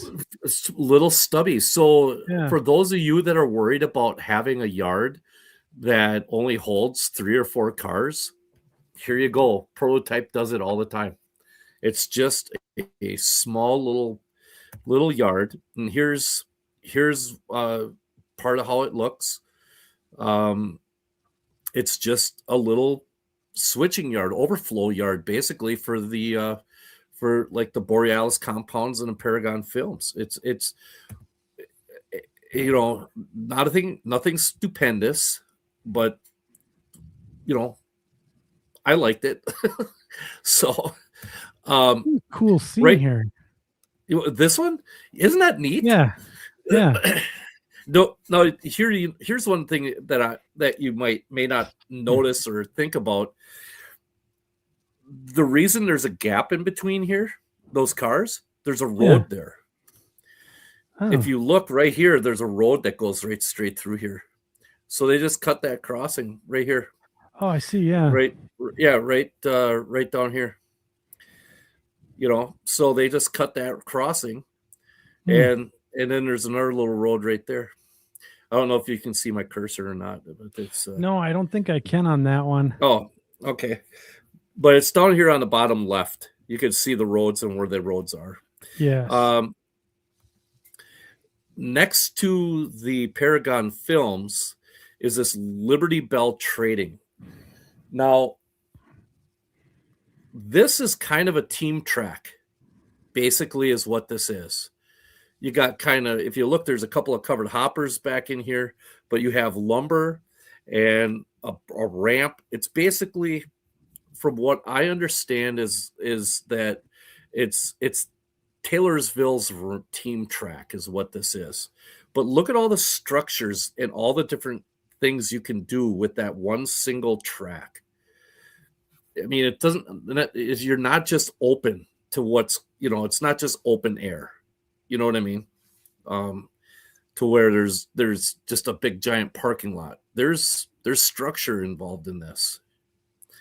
Let's see here. Let's see, where are we going to go now? Now we're going to get to Stony Point, North Carolina. Now, at Stony Point, they've got 2 customers. That Best Way South gets lumber, and then Sure Tape Technologies. Sure Tape Technologies. If somebody doesn't model this, then I feel as if they're missing out on what the point of the hobby actually is. If that's the one that I remember, you'll find out. Okay. So here's Sure Tape Technologies right here. We're going to go right into it. Massive facility, right? Yeah. See where the main line is? Kind of creates a boulevard of Ruritan Park Road, right? Okay. Yeah. All right. I see it. So you have No, I take that back. There's two separate two-way roads there. One is, I believe, Highway 90, and then the other one's a residential road. Okay. There you go. There's sure tape technology. That entire huge ass facility spots one car. Get out of town. That's it. You're looking at exactly the entire spot for that location. But look at the grade crossings that it has. Yeah. It has cantilevered grade crossings with only lights on the top of the cantilever. Nothing on the stick. Nothing on the stick. Ah. Nothing on the stick. That's a good point. That's a good observation. Never seen that before. Now, I may have missed the lower portion. It might be someplace back here, but to me, that's just weird. It wouldn't be on the stick. But yeah, so here's something that is atypical of what we would expect to see from a cantilevered crossing light. Yeah. In prototype practice. Plus, on top of that, it's got a gong bell. Of course it does. It's got a straight gong bell. It doesn't have an electric bell. It doesn't have anything fancy. It's a gong bell. Yeah. I'll be darned. Like if and here's up tomorrow with my head sewn to the carpet, I couldn't be more surprised. Has that ever happened? No. Oh. But here's a good look. If you look real close, you cannot see anything down below on the stick or anything beyond it. So that is the crossing, the cantilever. And then on the other side, coming from the other direction, it's just down low. But look at how low the lights are. They aren't very high up. It seems, and then there's another gong bell. I like crossings with gong bells. The mechanical bells. I think those are cool. Yeah. But and then this is the switch. So here you have, so for those of you who do not have a lot of room or a shallow area on your layout, you don't know what to do with, here's an industry that's absolutely massive that gets a single car spot. That's it. It's a single car spot. You can find room, and it's in a curve, by the way. See if I can go back. If you look, it's actually kind of in a curve. It kind of straightens out right by where the derail is, but it's basically a curve going right through the crossing over to the deal there. Yeah. So that's your sure tape. And then this is Best Way South Incorporated. Look at the absolute massive size of this lumber company. It's enormous. It is absolutely massive, and yet it has a single track with only, enough room to probably hold maybe 3 cars, 4 cars. It's gated off, and here they've got a regulator sitting there, and no cars inside. But I just kind of think that this is a really neat railroad served industry. That now here's the more traditional way we think of team tracks, right? Where it's the single track with a huge amount of space and all this other stuff, and a lot of flat space. This is just a lumber company with piles of lumber all over the place. It's really kind of cool. Let's see here. Oh yeah, another switch removed. Yeah, but this. Dude, wait until you see this industry. I have no idea what. Wait a minute. No, I did include the sign. I think I did. So here you look at it. Look at the size of this industry. It's really kind of cool. Holds several cars. Switch was removed, obviously. When you see the outside of it, look at this. Tell me that doesn't scream. Tell me that doesn't scream a Rick's or a Pike stuff type structure of some sort.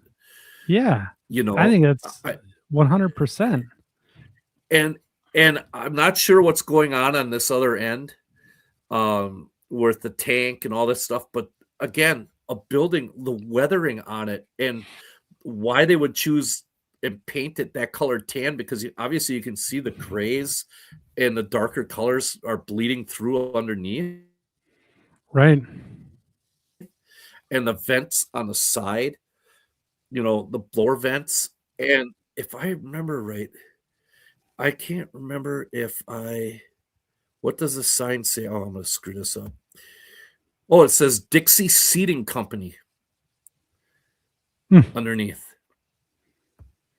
They make chairs? Yeah. The Dixie Seating Company.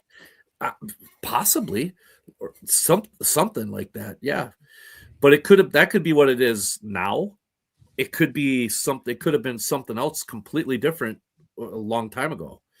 So I just kind of thought this was a really cool building to include. Again, another one of those industries that, as on the layout, you could use this as a shallow relief structure, and then make it an active industry of whatever type you wanted. They make chairs. So they make chairs. Oh, you look it up? the Googler. Oh, the Google box? Yeah, I use the Google box. Google Foo. Google Foo, yeah. So here's a picture of one of the locomotives. We're finally going to see a locomotive here. Thank God. Again, no, I know, right? Sorry.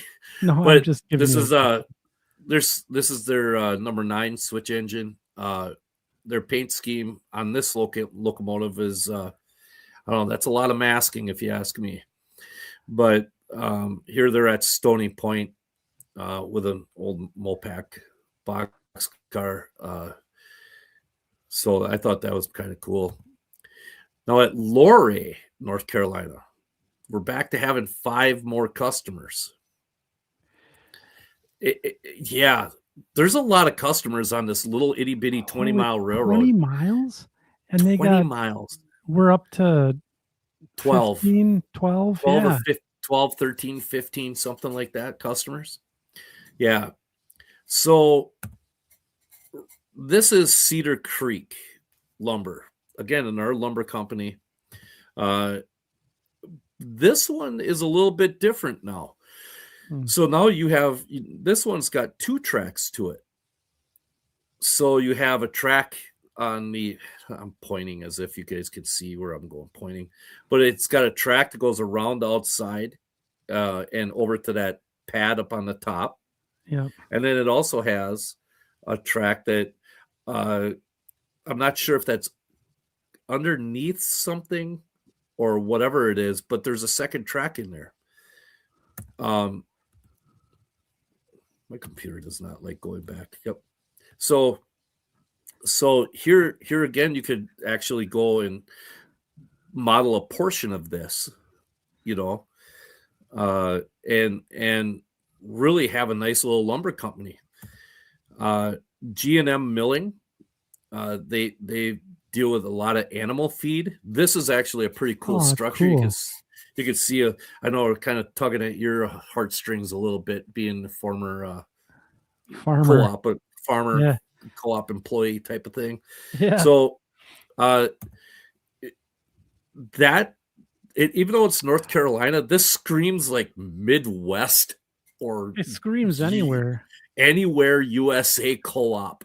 Yep. I love it. I mean, yeah, I thought there was so much going on with this co-op that it was this would be one that would be really kind of cool to model using a bunch of Kevin Tully's stuff. Yeah. Right. You know what I mean? Yes. The multiple grain legs there, and then you got different surge bins there. Yes. The color of the building, you rarely see a co-op colored red. Yeah. I thought that was kind of odd also, but here's a different view of it. How do you like that? How do you like? I like that. Those should be surge bins right there too, the round ones. I believe they're really narrow. Yep.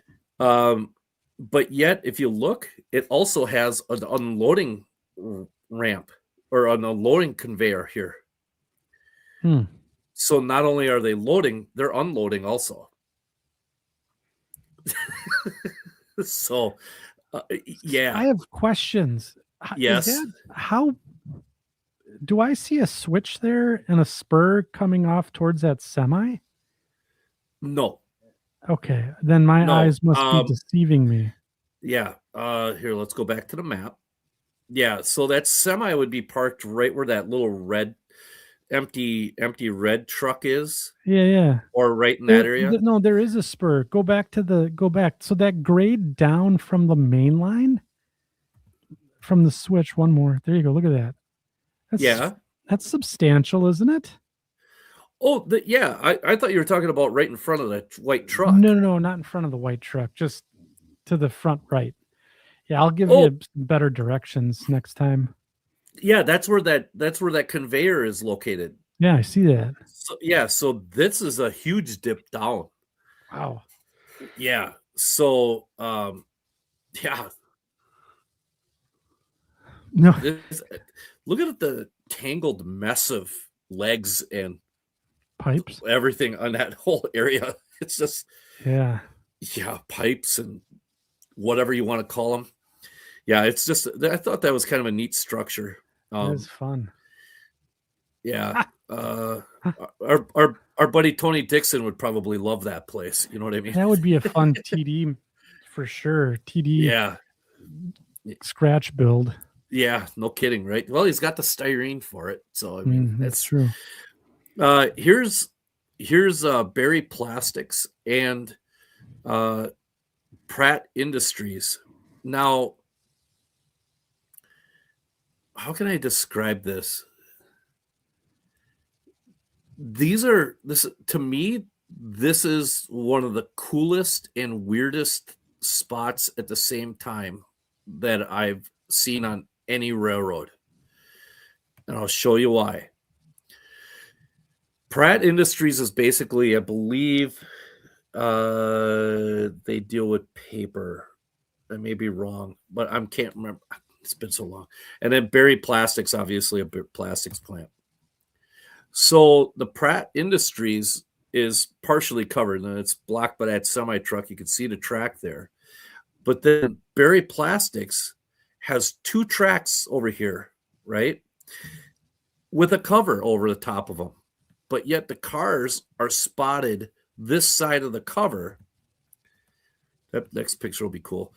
But if you look at it, that covered area of the Berry Plastics is a ways away from any of the silos. What's going on with this? I have no idea, but there's a road right there and another path. It's a very odd setup. I have never experienced anything where a plastics plant has had something so far away from where their silos are. Because usually when those plastic cars are unloaded, it's a vacuum situation. So unless they have something set up where it's underground, which very well could be the case, where they have an underground vacuum system. I was going to say, are they vacuum type setup? Yeah. It's almost every plastics plant has a vacuum system, because that's how you unload those. All those cars are always unloaded. Plastic cars are always unloaded pneumatically. So, and you can always tell when they're getting unloaded because it makes kind of this cool rattling sound going through because the pipes are metal. And it sounds kind of like if you're pouring gravel into a tin can is kind of what it sounds like. It's kind of, actually, I kind of like it, but I mean, I digress. So let's see here. Let's catch back up to where we're at. Stupid computer again.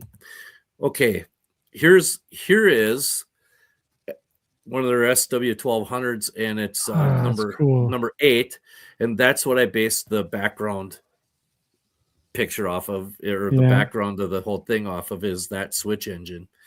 And as you can see here, you can see these guys get box cars, and I think this is just such a cool scene right here. Again, another one of those things you could do in a low relief situation. You really could do a lot with low relief on this layout, and we're going to get to that here in a little while.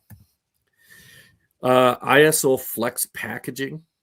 Again, another plastics plant.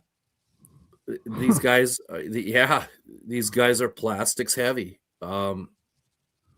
You have a little siding just a little bit down from it. This is the picture on the bottom. That's the lead to get into ISO plastics or packaging. Yeah. And then they have a little runaround, not a very big one either. Look how big cars there is.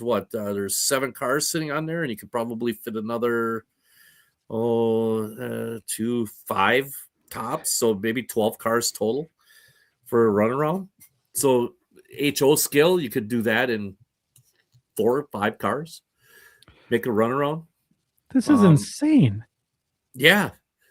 This railroad basically has everything any modeler wants to do or attempt to try to do in a 20-mile package. It's crazy. It's just absolutely insane. Here's that here's ISO Flex. Here's their what their structure and their building looks like. Huh. And now if you look real close, here's one thing about plastics plants. You see how right towards the wheels of the cars, it looks like there's a pipe there. That's because there is. That pipe, they can connect those cars all the way out. That's how strong that vacuum system is. They can connect those cars all the way out to that location and unload those cars far away from the building. That being said, you go back to the other place, you don't see those pipes going over to the building. There's a road there. So that I'm thinking that was built with an underground, either underground or overhead. And I didn't see anything overhead either. So, but now we're going to get down to the nitty gritty part of the railroad. Nitty gritty. Statesville, North Carolina. This is a pretty cool little town. Now, anybody got any questions? I can't see anything. So there haven't been many questions other than just really good comments. So the comment that I have is Statesville is the end where it hooks up with the Norfolk Southern. That's their interchange point with the NS. Yes. Okay. Yep. So we're at the end of the railroad now. We've covered 20 miles in virtually every single industry and siding they have. Okay. Yeah. Okay. And we're not done. We're not done. Okay. No. All right. Okay. I'm ready. You ready? I'm ready. Okay. So again, Statesville's a little bit different. They've only got one place that's got plastics pellets. They got a lumber company. They got a waste and recycling handling place called Totter. And then they've got a pair of feed mills, Mountaire Farms and then Dealwright. What's so funny? Just the names. Totter. Yeah. Hidden Night. Well, I found out that there's more in Statesville than what was given to me in this information. So let's see here. Here's Dealwright. Here's Dealwright Feeds. Now you have this gets to be like a spaghetti bowl down here. And you'll see what I'm talking about. It's really hard to describe. This is not the largest place. It's a place similar to the other one we just saw in size, actually. But here again, look at their structures is red. The building is painted red. I don't know if that's a North Carolina thing for co-ops or feed mills, but it just seems the red again is kind of an odd choice for, yeah. But here you see, they got a car spotted. If you look way down there just to the left of the car, on that siding, yeah, you can see the 44-ton locomotive sitting down there. Mike Slater called it. Yeah, you can see the little 44-tonner down there. This is such a cool. Here's one of their old Alco switch engines, switching Dealwright, and it's just really it's such a cool little railroad. Man, I wish I have a bunch of pictures on here. So here's 84 lumber that Okay. is basically not in service right now. But yet, if you look just above that long building just to the right of the main line, you can see there's a covered hopper and a unloading thing right there. So you'd have to make a sawback move in order, like a saw move, in order to get that car spotted, go in towards 84 lumber and then come back towards it, come back, go back. It's really kind of an interesting little spot. Here's where 84 lumber is, and it's got a gate. So, and it only goes so far. So if you look at and then down at the bottom, here's where that unloader facility is. Oh, that's so cool. Again, simple, low relief, shallow relief. I have 4 inches from my backdrop to be able to find something to do with. I want to put a track in. I can do something like this and have it scenic. So this railroad's all in what they would call the Piedmont region in North Carolina, right? I'm not that familiar with what regions are where, but I would venture to say yes. Piedmont, I'm not exactly sure where the Piedmont region is, but between the mountains and basically the coastal plain, right? Yes. So it's that highland or that. It's yeah, kind of okay. it's kind of like it'd be kind of like Wausau. Yeah. So this is really without the mountain. You know what I mean? Well, Wausau, Wisconsin, yeah. without the mountain. So you're out in the middle of, you're not exactly at sea level, but you're not exactly getting way up, and you're kind of in that rich area of greenery, but it's a little flat, but yet hilly. You know what I mean? Yeah, because I had some friends that lived in Hickory, North Carolina, and I think there's a beer there that they make in that area called Red Oak beer. I think it's what it's called. It's good beer, by the way. And but yeah, so that area is very pretty. It's it's not very hilly, but you get the tall pine trees and all the. Yeah. I mean, I could just see like all of these flats with Joey Ricard from Trackside Scenery, his backdrops that he has. Yep. Of those, the lush green backdrops. Yeah, rolling hills. Yep. So, yeah. Yeah. It really is. It really is kind of, indicative of that whole feel. You know what I mean? yeah. Here's Monterre Farms and Feed Mill in Statesville. Again, now up on the very top right corner, you could see a bunch of tracks. That's kind of the yard area, and then you have this comes right down off of that. Okay, so that Monterre Farms lead is down here where it says that, hey, look at Kiwani Scientific Corporation. Foundry? Construction metals products. That's the lead to go to that Monterre Farms. But here again, you look, it has a stub track yard. It has a Y. It has another part of a stub track yard with longer tracks. And then it has a couple of runarounds in here. This is a busy spot. This is your main, from what I understand, this is where they go to do most of their interchanging. If I remember correctly, this is their yard, and then the NS comes in here, and then delivers and then goes. That's my understanding. If anybody knows anything, I could not find any definitive yes or no's on that, because there really isn't to the trackage down to the bottom right of this. I can't remember if I included any of it or not, but it's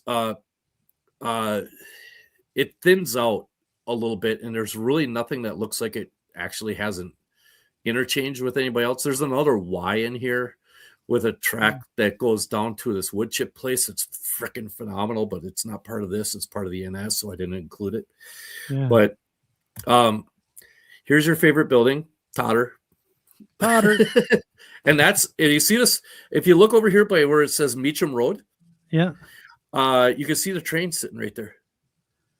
The engine and a couple of cars. There it is. Yeah, okay. You see the on train. The right. That's on the right. That's on this lead.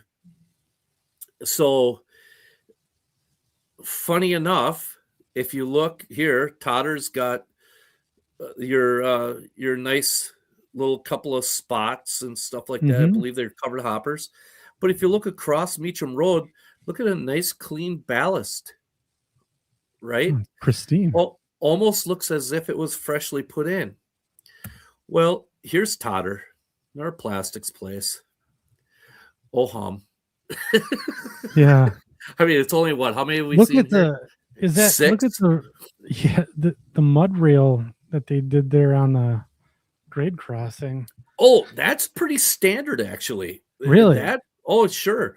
Yeah, especially with asphalt. If you don't have timbers and you're using asphalt, a lot of times they will have mud rails that look like that in order to help keep the asphalt in place and to do what needs to be done with the crossing in this flange ways and stuff like that. Yeah. A lot of times we have crossings like this all over the place on the CN. So yeah, that's pretty cool. That's an article. I like the wrought iron gate on the door on the very bottom of the Totter building.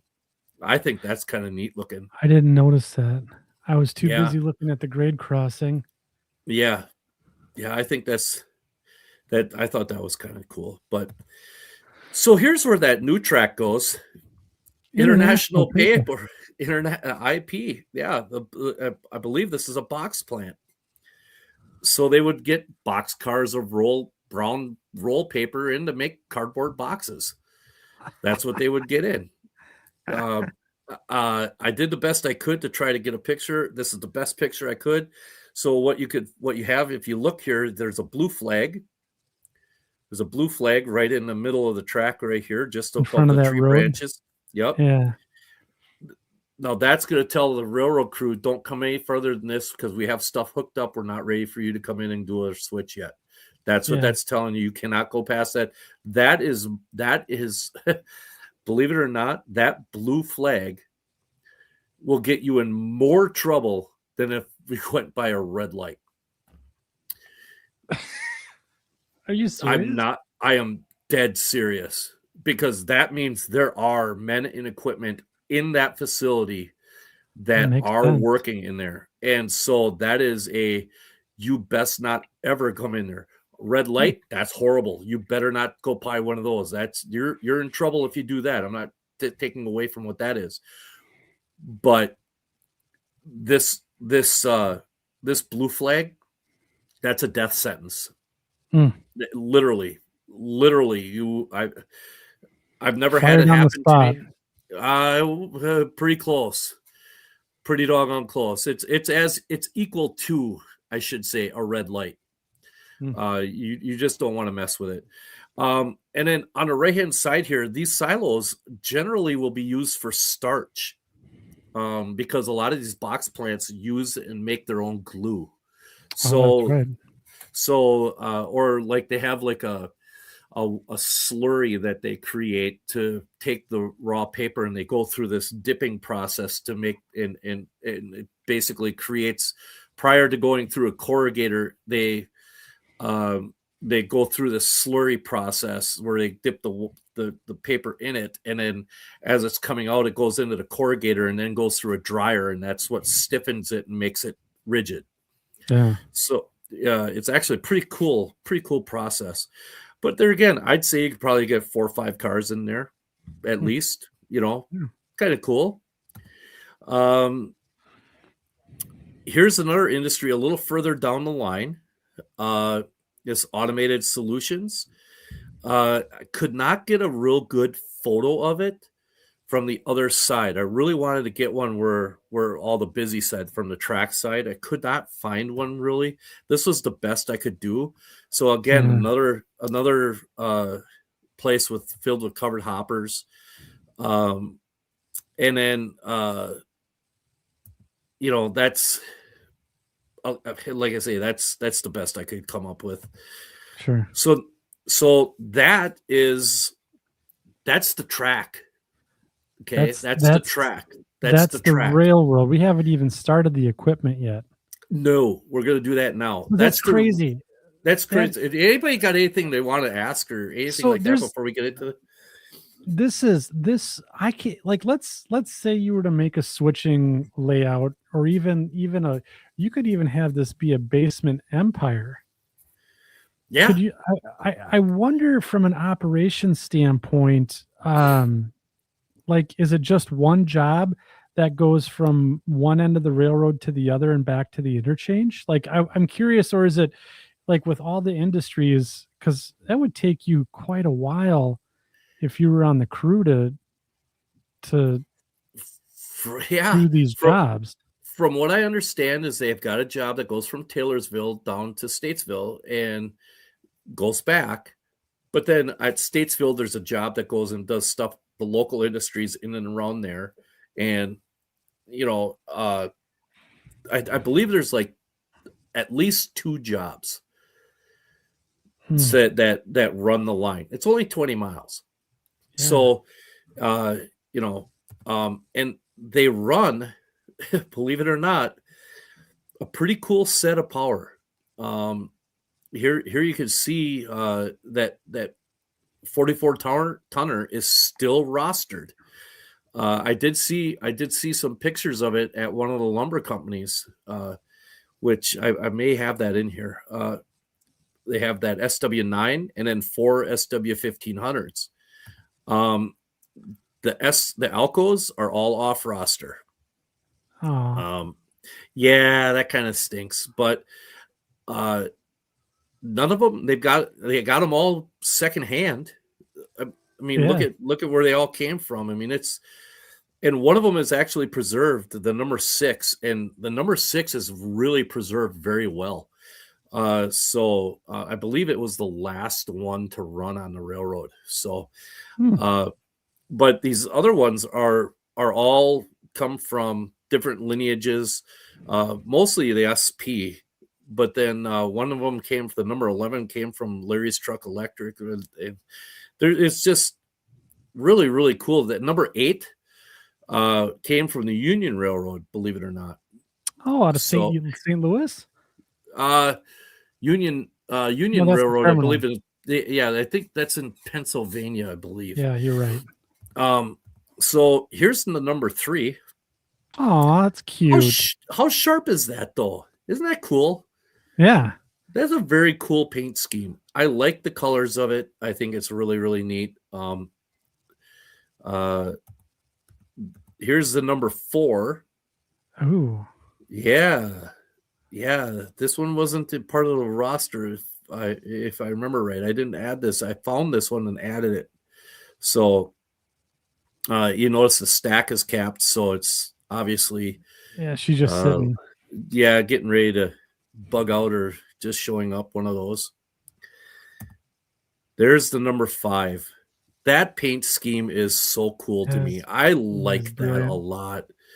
I really do like that. It's if you look, each letter is on a separate door. Yep. Hence this, and it's centered in the door, so hence the spacing of the letters. And this is 1974, but believe it or not. I like the the chevrons in the pilot. I do too. That's kind of cool. They're nice and thick, and then they go to the stairs too. That's yep. I like that. Mm-hmm. Here's the number 6. No, here, hold on a minute. Look at the pilot on the number 5. Yeah, it's almost opposite on the number 6. It's more yellow than it is black on the number 6. You're right. And the steps there's more yellow on the 6 than there is. And the 6 has got a twin seal beam instead of the single bolt, the single light. There's all sorts of different things that were done with the number 6. But this is, again, a sharp paint scheme. I like the 6 and the 7 are both really, really cool. Cool Here's locomotives. Yeah. Yeah. I wish I would have chosen to do Alcos instead of EMDs on my railroad for the Farland terminal. I think the Farland terminal would have looked really cool with the Alco. But who's saying you can't? Yeah, well, maybe if I backdate. Yeah, you gotta stop limit. You can't, gotta stop so limiting yourself. I have to build what I've got now. You can't take it with you when you die, Mike. Sorry. I know. Spend it now and be happy. Support the hobby. Thanks. Be a hero. Thanks. Anything else? No, I'm good. Let me just jump off my soapbox. Yeah, thanks. Appreciate it. Here's the 6. So here's the 7.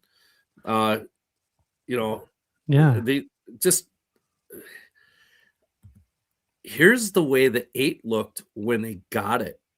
I don't like it. Well, this is what it looked like when they got it.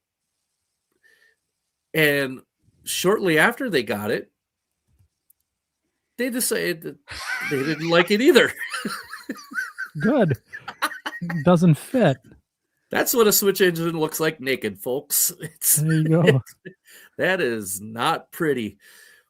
Luke Lemons did that Sioux SD40 that was in that wreck with all the doors all beat up and everything else like that with the prime mover exposed and all sorts of stuff like that. Yeah, let's see him do this. Let's see him do this to one of the Sioux line switch engines.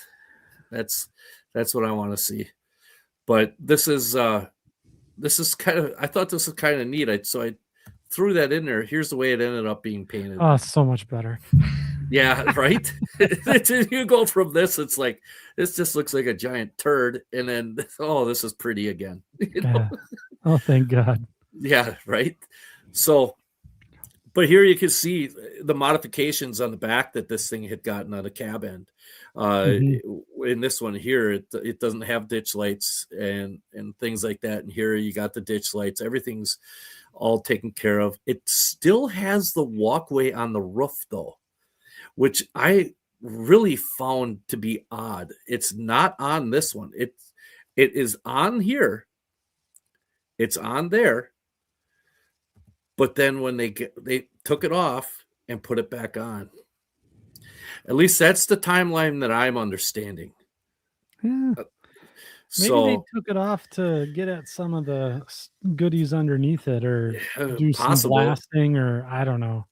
I don't know either, but I think it's a sharp-looking engine. Really, really nice. The louvers are got the chevrons on the louvers in the front, and the radiator. Inside the radiator, yep. Yeah. And then the 9. Go back. Oh, yep. Okay. Okay, this is a cool little scene, right? Let's just digest this. Do I spy a 5-gallon bucket? You do. Okay. You do. That 5-gallon bucket might have brake shoes in it. It could have basically anything in it. Could be a makeshift toilet for the crew. It could be, yeah. It very well could be a makeshift toilet. That wouldn't be a first time that's been done.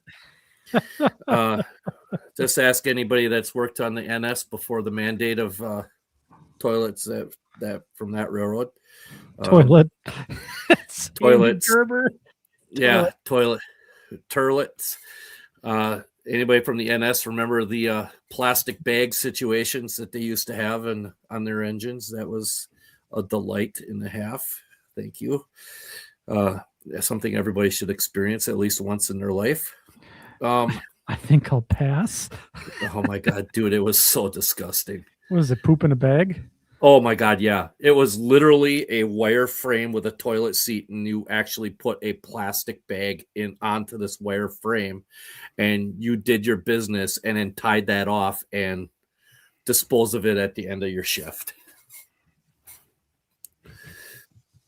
I kid you not. It was gross. It was gross. It was that was right then and there as when I decided I will never poop on a locomotive ever again unless I absolutely have to. So yeah, no. So anyway, any other question? Can we move on from this? Yeah, let's move on from the toilet. All right. Here's number 9 in its beautiful black dip paint scheme. Yeah. Actually not horrible. The chevrons on the pilot are a little, actually to me, are a little busy on this. It doesn't add anything to me, but it does get your attention. There's a question, Mike. How do they get on? Go back to the poop locomotive. It's not a poop locomotive. How'd they get on the roof? So Steve from Train Waybill is asking, how do they what? How do they get on the roof? Isn't there some ladder rungs near the cab there? On the opposite side, on the fireman, I've only got engineer side stuff. I didn't even realize that. Okay, so on the opposite, right about where the letter R is, on the opposite side is a series of ladder rungs, and I believe there's 3 or 4 of them. There's 3, I believe it is. Yeah. So you just climb up onto the top, and then there's likely a rung at the very top. I'm actually looking at my model. Yeah, there is. There's a rung at the very top that goes crossways on the engine, and then you just climb up there and do what you need to do. Yeah. All right. Okay, here's the 9. Back to the 9. Yep, we're gonna go 9, and we're gonna go 10 right away. We're in double digits. Yeah, I like the old color better. The green? Yeah. Yeah, I do too. It's just, you know how railroads are. This is probably the cheapest way to have gotten their railroad on here. The number 11, however, got a regular paint, or a little nicer paint job. There's your green again. There we go. But this is a little closer to the way the paint scheme was with that 44 tonner. Mm-hmm. Little callback to that, except for instead of white between the green and the black, it's yellow.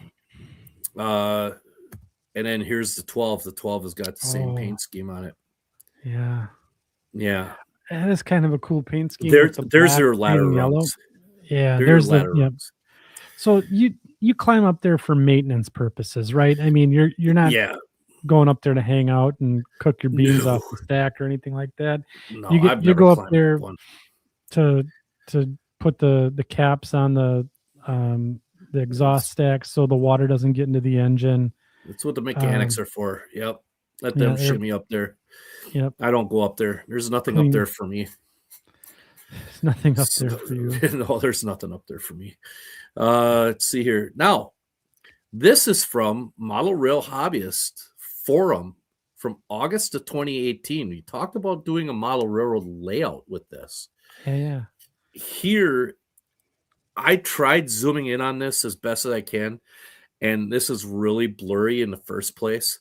But this gives you a real basic overview as to what you could do with a shelf-style layout for this railroad. Yeah. And again, it's busy. There's sidings and spurs and all sorts of different things. The one thing that I notice on here is that where you have the line, where the bench work comes up on that little G section, that comes up into the middle of the room and it ends. And then they have that main line to go across to create the continuous run. Yes. Okay.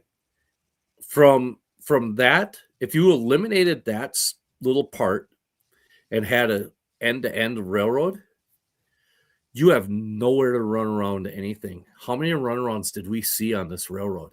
There were several. There's not one on this layout plan. Not a one.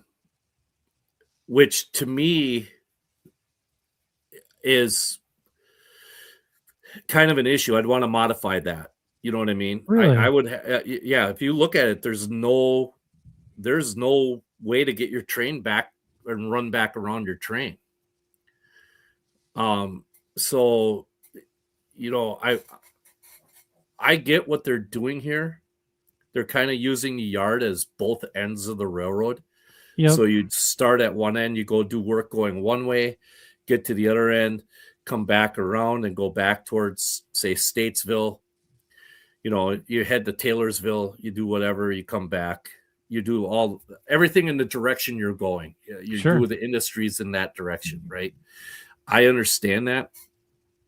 But if it was for me, I would actually pick a section of the railroad and model that rather than try to model the entire thing. Yeah. Unless I was going to do it in multiple decks. If you did this in multiple decks, I think it would be a really, really cool multi-deck Kind of railroad. borrowing from the principles of our last show, right? The less is more concept, right? Yep, exactly. Yeah. Yeah. So, I mean, if anybody has the model, is part of the model rail hobbyist model, I think that's what it is, forum, check out that August 2018 portion, and there's some cool stuff out there on the internet regarding this railroad. They have a huge YouTube presence. Oh, really? And there's a Facebook group. The Alexander Railroad is called. There's a YouTube. They've got YouTube videos all over the place. And it's almost like a destination railroad. And so, you know, head on over and check them out. What's that? I'm gonna have to check this out. Yeah, it's really cool. If for nothing else, just to get some ideas as to how pretty it seems like a pretty successful short line. I mean, they're not trundling along at 20 miles an hour or 10 miles an hour. They're booking 25, 30 mile an hour on their main line. With those NCAB switchers? Oh, heck yeah. Yeah. Oh, wow. Yeah, it's some of the videos, they're going pretty quick. So, and that's that right there is the short line of the show. And now I got to try to figure out how to stop sharing. Bravo, Mike. So we got a couple of comments here. So I don't know if you saw the comment from Josh Blevins here. It says on the prototype, they don't run around to work the industries. They start in Taylorsville and work the trailing point to Statesville, and then the same going back to Taylorsville. And Tom that makes sense with the layout concept then on that. Yep. And then Tom Klomoski says that's exactly how I understand they operated as well. Yeah, see, no, that's good to know because that's cool. And then Tom says here that they've made a profit every year they've been in business. Well, can you see why? Holy crap, look at the number of cars they had at these industries. You know, it's a cool railroad. To me, it's now on the list of places I want to go in Railfan. So Tom Klomoski I wrote an article for Model Railroader on modeling the Alexander Railroad that is due to be published. Oh, geez. So how bad did I butcher this, Tom? Yeah, Tom, send me a message. How bad did I butcher this? I know I'm gonna get I'm gonna get hell from him on this. I know. He was corroborating your story much of the way. Says if you want to. Oh, really? Levin, okay, cool. Right up the road. Let me know when you come down.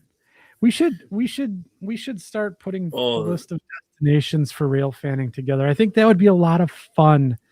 I mean, when to go a and list of just what? of rail fan destinations to get together. Oh, So dude, I have a list that is so long.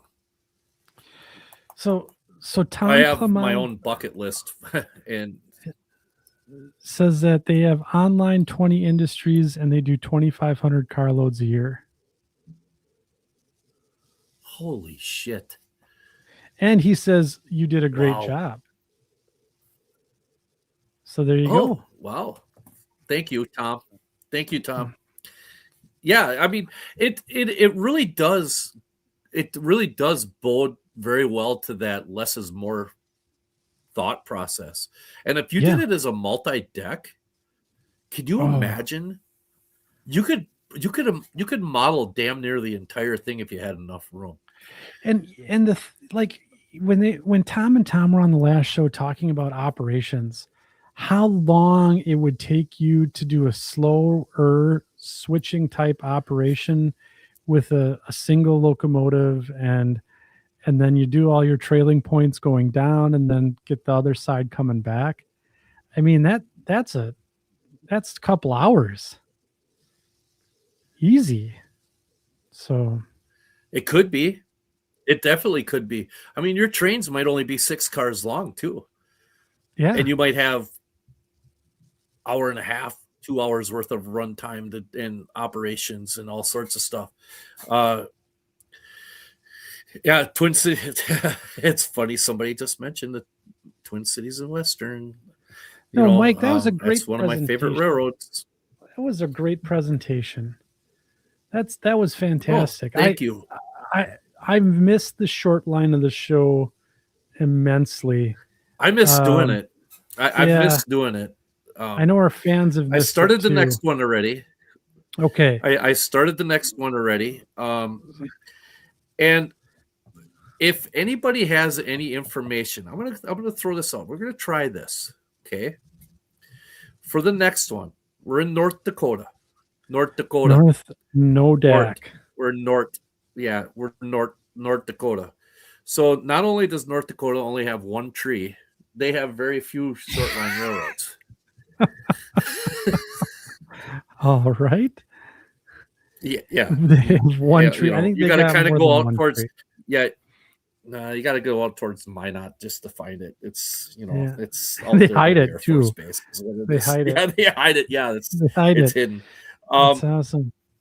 And I gotta get I want to get the name of the railroad that I'm doing correct. And it's gonna be I'm not gonna keep it a secret. Oh, it's not going to be a secret. Nope. Because it's not exactly the shortest short line. We're gonna do the Dakota, Missouri Valley, and Western.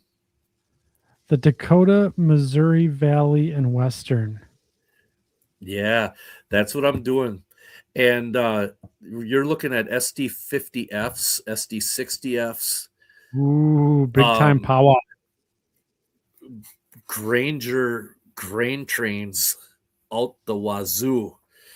And all sorts of really cool scenery stuff and trains and fast trains. And it's so if anybody has any photos that you would like me to include or information on that railroad, get a hold of me. Just send me a message on Facebook Messenger or at second section podcast at gmail.com. Yeah, or at second section podcast.com. And and I'll do what I can to include it in there. Information on train lists, the train numbers, all that kind of stuff, how they operate. That is really what I'm looking for. Because it is such a, I don't want to say elusive, but it is it's kind of like one of those railroads that's in a forgotten part of the country. Do you know what I mean? Nobody Yeah, really it's- thinks of North Dakota all they think of is it's cold as hell up there. Well, it's colder in Green Bay tonight than it is in North Dakota. So it's It's you know freezing uh in Wisconsin right it's now. flipping cold, man. It is cold here. But oh boy, what happened now? No, where'd he go? Oh, here he goes. He's grabbing something. Yeah. What'd you grab?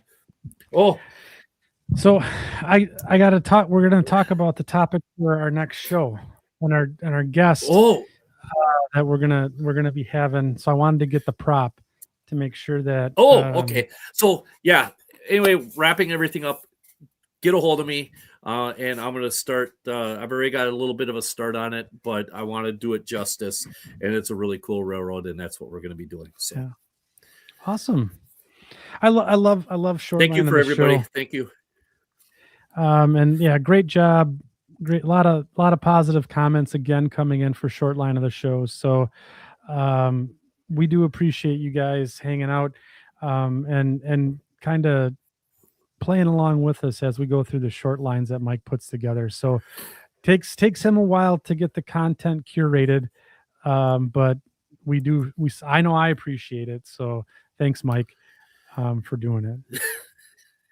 This is just mean, by the way. I don't know if we should allow these kind of comments anymore on the thing. That's just mean. But yeah. Dwight had a good comment earlier though, where he said he was spending all of his nursing home money on trains. So it was good. Oh, I love that idea. That's a great idea. So that's fantastic. So our next show. So yeah, we got February coming up, and we got 2 big shows planned for February. So the first one is going to be, actually we might have two big ones planned. The first one's going to be February 5th, and we are going to be talking about the topic in this latest Cowcatcher magazine, where they talk about readers say the state of model railroading could be better. So we are going to have. We're going to hit the controversy button.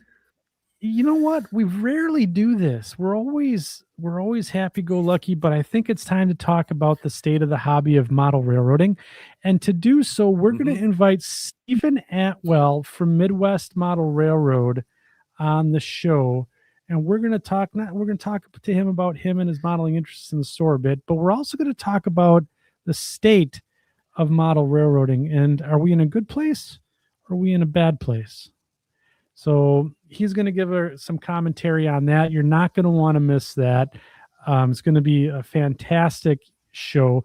And then coming up after that, we're going to do a special Sunday show. Let's see, we're going to do it on the 22nd, where we are going to have Mike Confalone back on the show. And he's going to be giving us a layout tour of his Allagash and his Allagash Railroad and the new line as well. He's also going Androscoggin and Western Maine. That's right, the Androscoggin and Western Maine. And we're also going to have his wife is going to be on the show with us. Really? Susan, talking about operations and model railroading. So it's going to be a fun show. So February, we got a pretty big lineup. And then March, we've got a couple of other modeling topics and segments loaded up for sure. We got some people that we're going to have come on the show. We're going to talk about freight car and locomotive weathering. And we're also going to talk about some of the other highlights. And then we'll talk about the Golden Spike here at the Mascoutin Valley Railroad. That's right. The track work is going to be done here in the next month. Really? And the main line is going to be back up and running. So it's gonna be an exciting time here at second section. And again, I gotta say thanks to the section crew this evening, and thanks to Mike for putting on the great content. Good questions. If you have questions about what you saw here tonight, couldn't get them in the chat, didn't think of them, think of them afterwards or catching the replay, you can post them out in the second section Facebook group. Ask questions about what I did tonight or what Mike shared with us. Mike and I are quick to answer them in the Facebook group. That second section, Crew Lounge, the Crew Lounge Facebook group. Come on in. It's a good time. A lot of modelers sharing a lot of good content there. A lot of people talking about a certain show in Western Massachusetts going on this weekend. I don't know. I think it's going to be overshadowed that's this weekend, by the isn't it? Stevens Point, Wisconsin train show is going to just dwarf. I was just going to say we should probably make a plug. We should make a plug for Arctic Run. I mean, anybody can go to a big train show. You know what I mean? Arctic Runs. January 24th and 25th at I believe it's the Holiday Inn. Is that, if I'm correct? Stevens Point. I believe it's the Holiday Inn in Stevens Point. Yeah. Go to Arctic Run. Just look it up on Google. Arctic Run 2026. It should pop up. And also we have Mad City train show coming up February 21st and 22nd in Madison. So if you're in the upper Midwest, I think I'm going to be going to area, that one. Wisconsin. Oh, I'm going to it. Yeah. For a little bit at least. But if you're in the area, Iowa, Illinois, Wisconsin, Minnesota area, come on over to Madison. In May, we have Titletown. I believe that's in Titletown train show in Green Bay. That's coming up. I don't know the dates right off the top of my head. But we have some pretty cool little smaller train shows in the state of Wisconsin right now going on. So if you can't make it to Amherst, you're more than welcome to literally chill with us here in Wisconsin this weekend. Literally. Literally. It's did somebody say it's minus 20 wind chill already? Yeah, I can feel the wind coming through our back door down the stairs and into the basement here. So Titletown, May 9 and 10. There we go. Yep. So we'll be talking about that here in the upcoming weeks and months. So a lot of stuff happening here at second section. Make it a Facebook group plug again. Check us out there. We're also on Instagram and on TikTok. I've been posting some little, I guess, goofy videos out there, just kind of making light of some of the things going on, like our adopt a blue tub kit model video for the ASPCA. I still get a kick out of that one. That was so funny. That was so dumb. That was so funny. I sent you a message right away. I'm like, oh, this is just awesome. This is dumb. It's like one of the dumbest things I've ever seen, but it was so funny. I'm like, I couldn't stop laughing. Oh, so I promised you guys, we promised you end of the show. Yeah. We got to check back. We're gonna nothing up our sleeves here. Coffee on it. It looks nothing like it started to. Yeah. We're gonna take a look. Let's take a look here at the results here before we go, and then we gotta prove our new track cleaning device here called Plywood. Oh yeah. Got some schmegma on my hands here. So we've let the schmegma. We've got some schmegma. So just wait. There's more. So we'll go back here and we'll pull up what we've done this evening.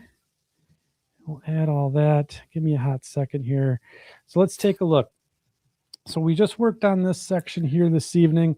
I'll get us in a little tighter so that way we can kind of see the oil has now dried up nicely. You can see that the ties are nicely weathered. You can see the sand piles here that I added while we were before we were setting up the show. But just so you guys don't think I'm full of beans, I promised you guys. Can I give you a suggestion? Yeah. Can I give you a suggestion? Okay, so the sand, like you have it come out of the locomotive. Yeah. you can vary those colors because sand comes from different. I've had sand in the same engine be 3 different colors. You're Quite literally. So you can make the sand, like those little sand things, like a little deeper yellowy color, or like almost like a really big bright, almost like a beach white. yeah. It really, they're really, it's really cool. That turned out really well, by the way. So I used for the sand, I used Rail Center Pigment by Ammo. This is Ballast stuff. Yeah. Wow. I didn't that's show cool. that technique tonight. I did not show that technique. That's for part 2. But let's take a look at this. So we got plywood here. This paint is dry. You can see, I mean, you can almost get it to come off with your finger, but if you don't want to use a track rubber, you can just take some plywood and look at that. You got clean rails. Just like that, just rubbing it back and forth. Wow. Nothing up my sleeve. Okay, this is just plywood, right? On the rails, just rubbing it back and forth, and it gets it nice and clean. You don't need to invest in any gimmicky rail cleaning crap. A piece of plywood. And It's I got simple. Piece of zillions scrap. of these. A piece of scrap plywood. People have fashioned masonite track cleaning, cars where they have a couple nails stuck through this, and then they, have it punched into an old blue box car and run it around the track. It's the same premise. Just look at that. Nice and easy. Gone. Clean tracks. I would think that's very therapeutic. It's Tony Dixon pine 1x2 works as well. Because wood, going back to your 8th grade geology, right? Mohs scale of hardness. Remember that? Wood is softer than nickel silver, so it won't scratch it. Mm-hmm. Follow your laws of geology. There it is. So yeah. You heard it here first, folks. You did. Tell your friends. Quit the gimmicks.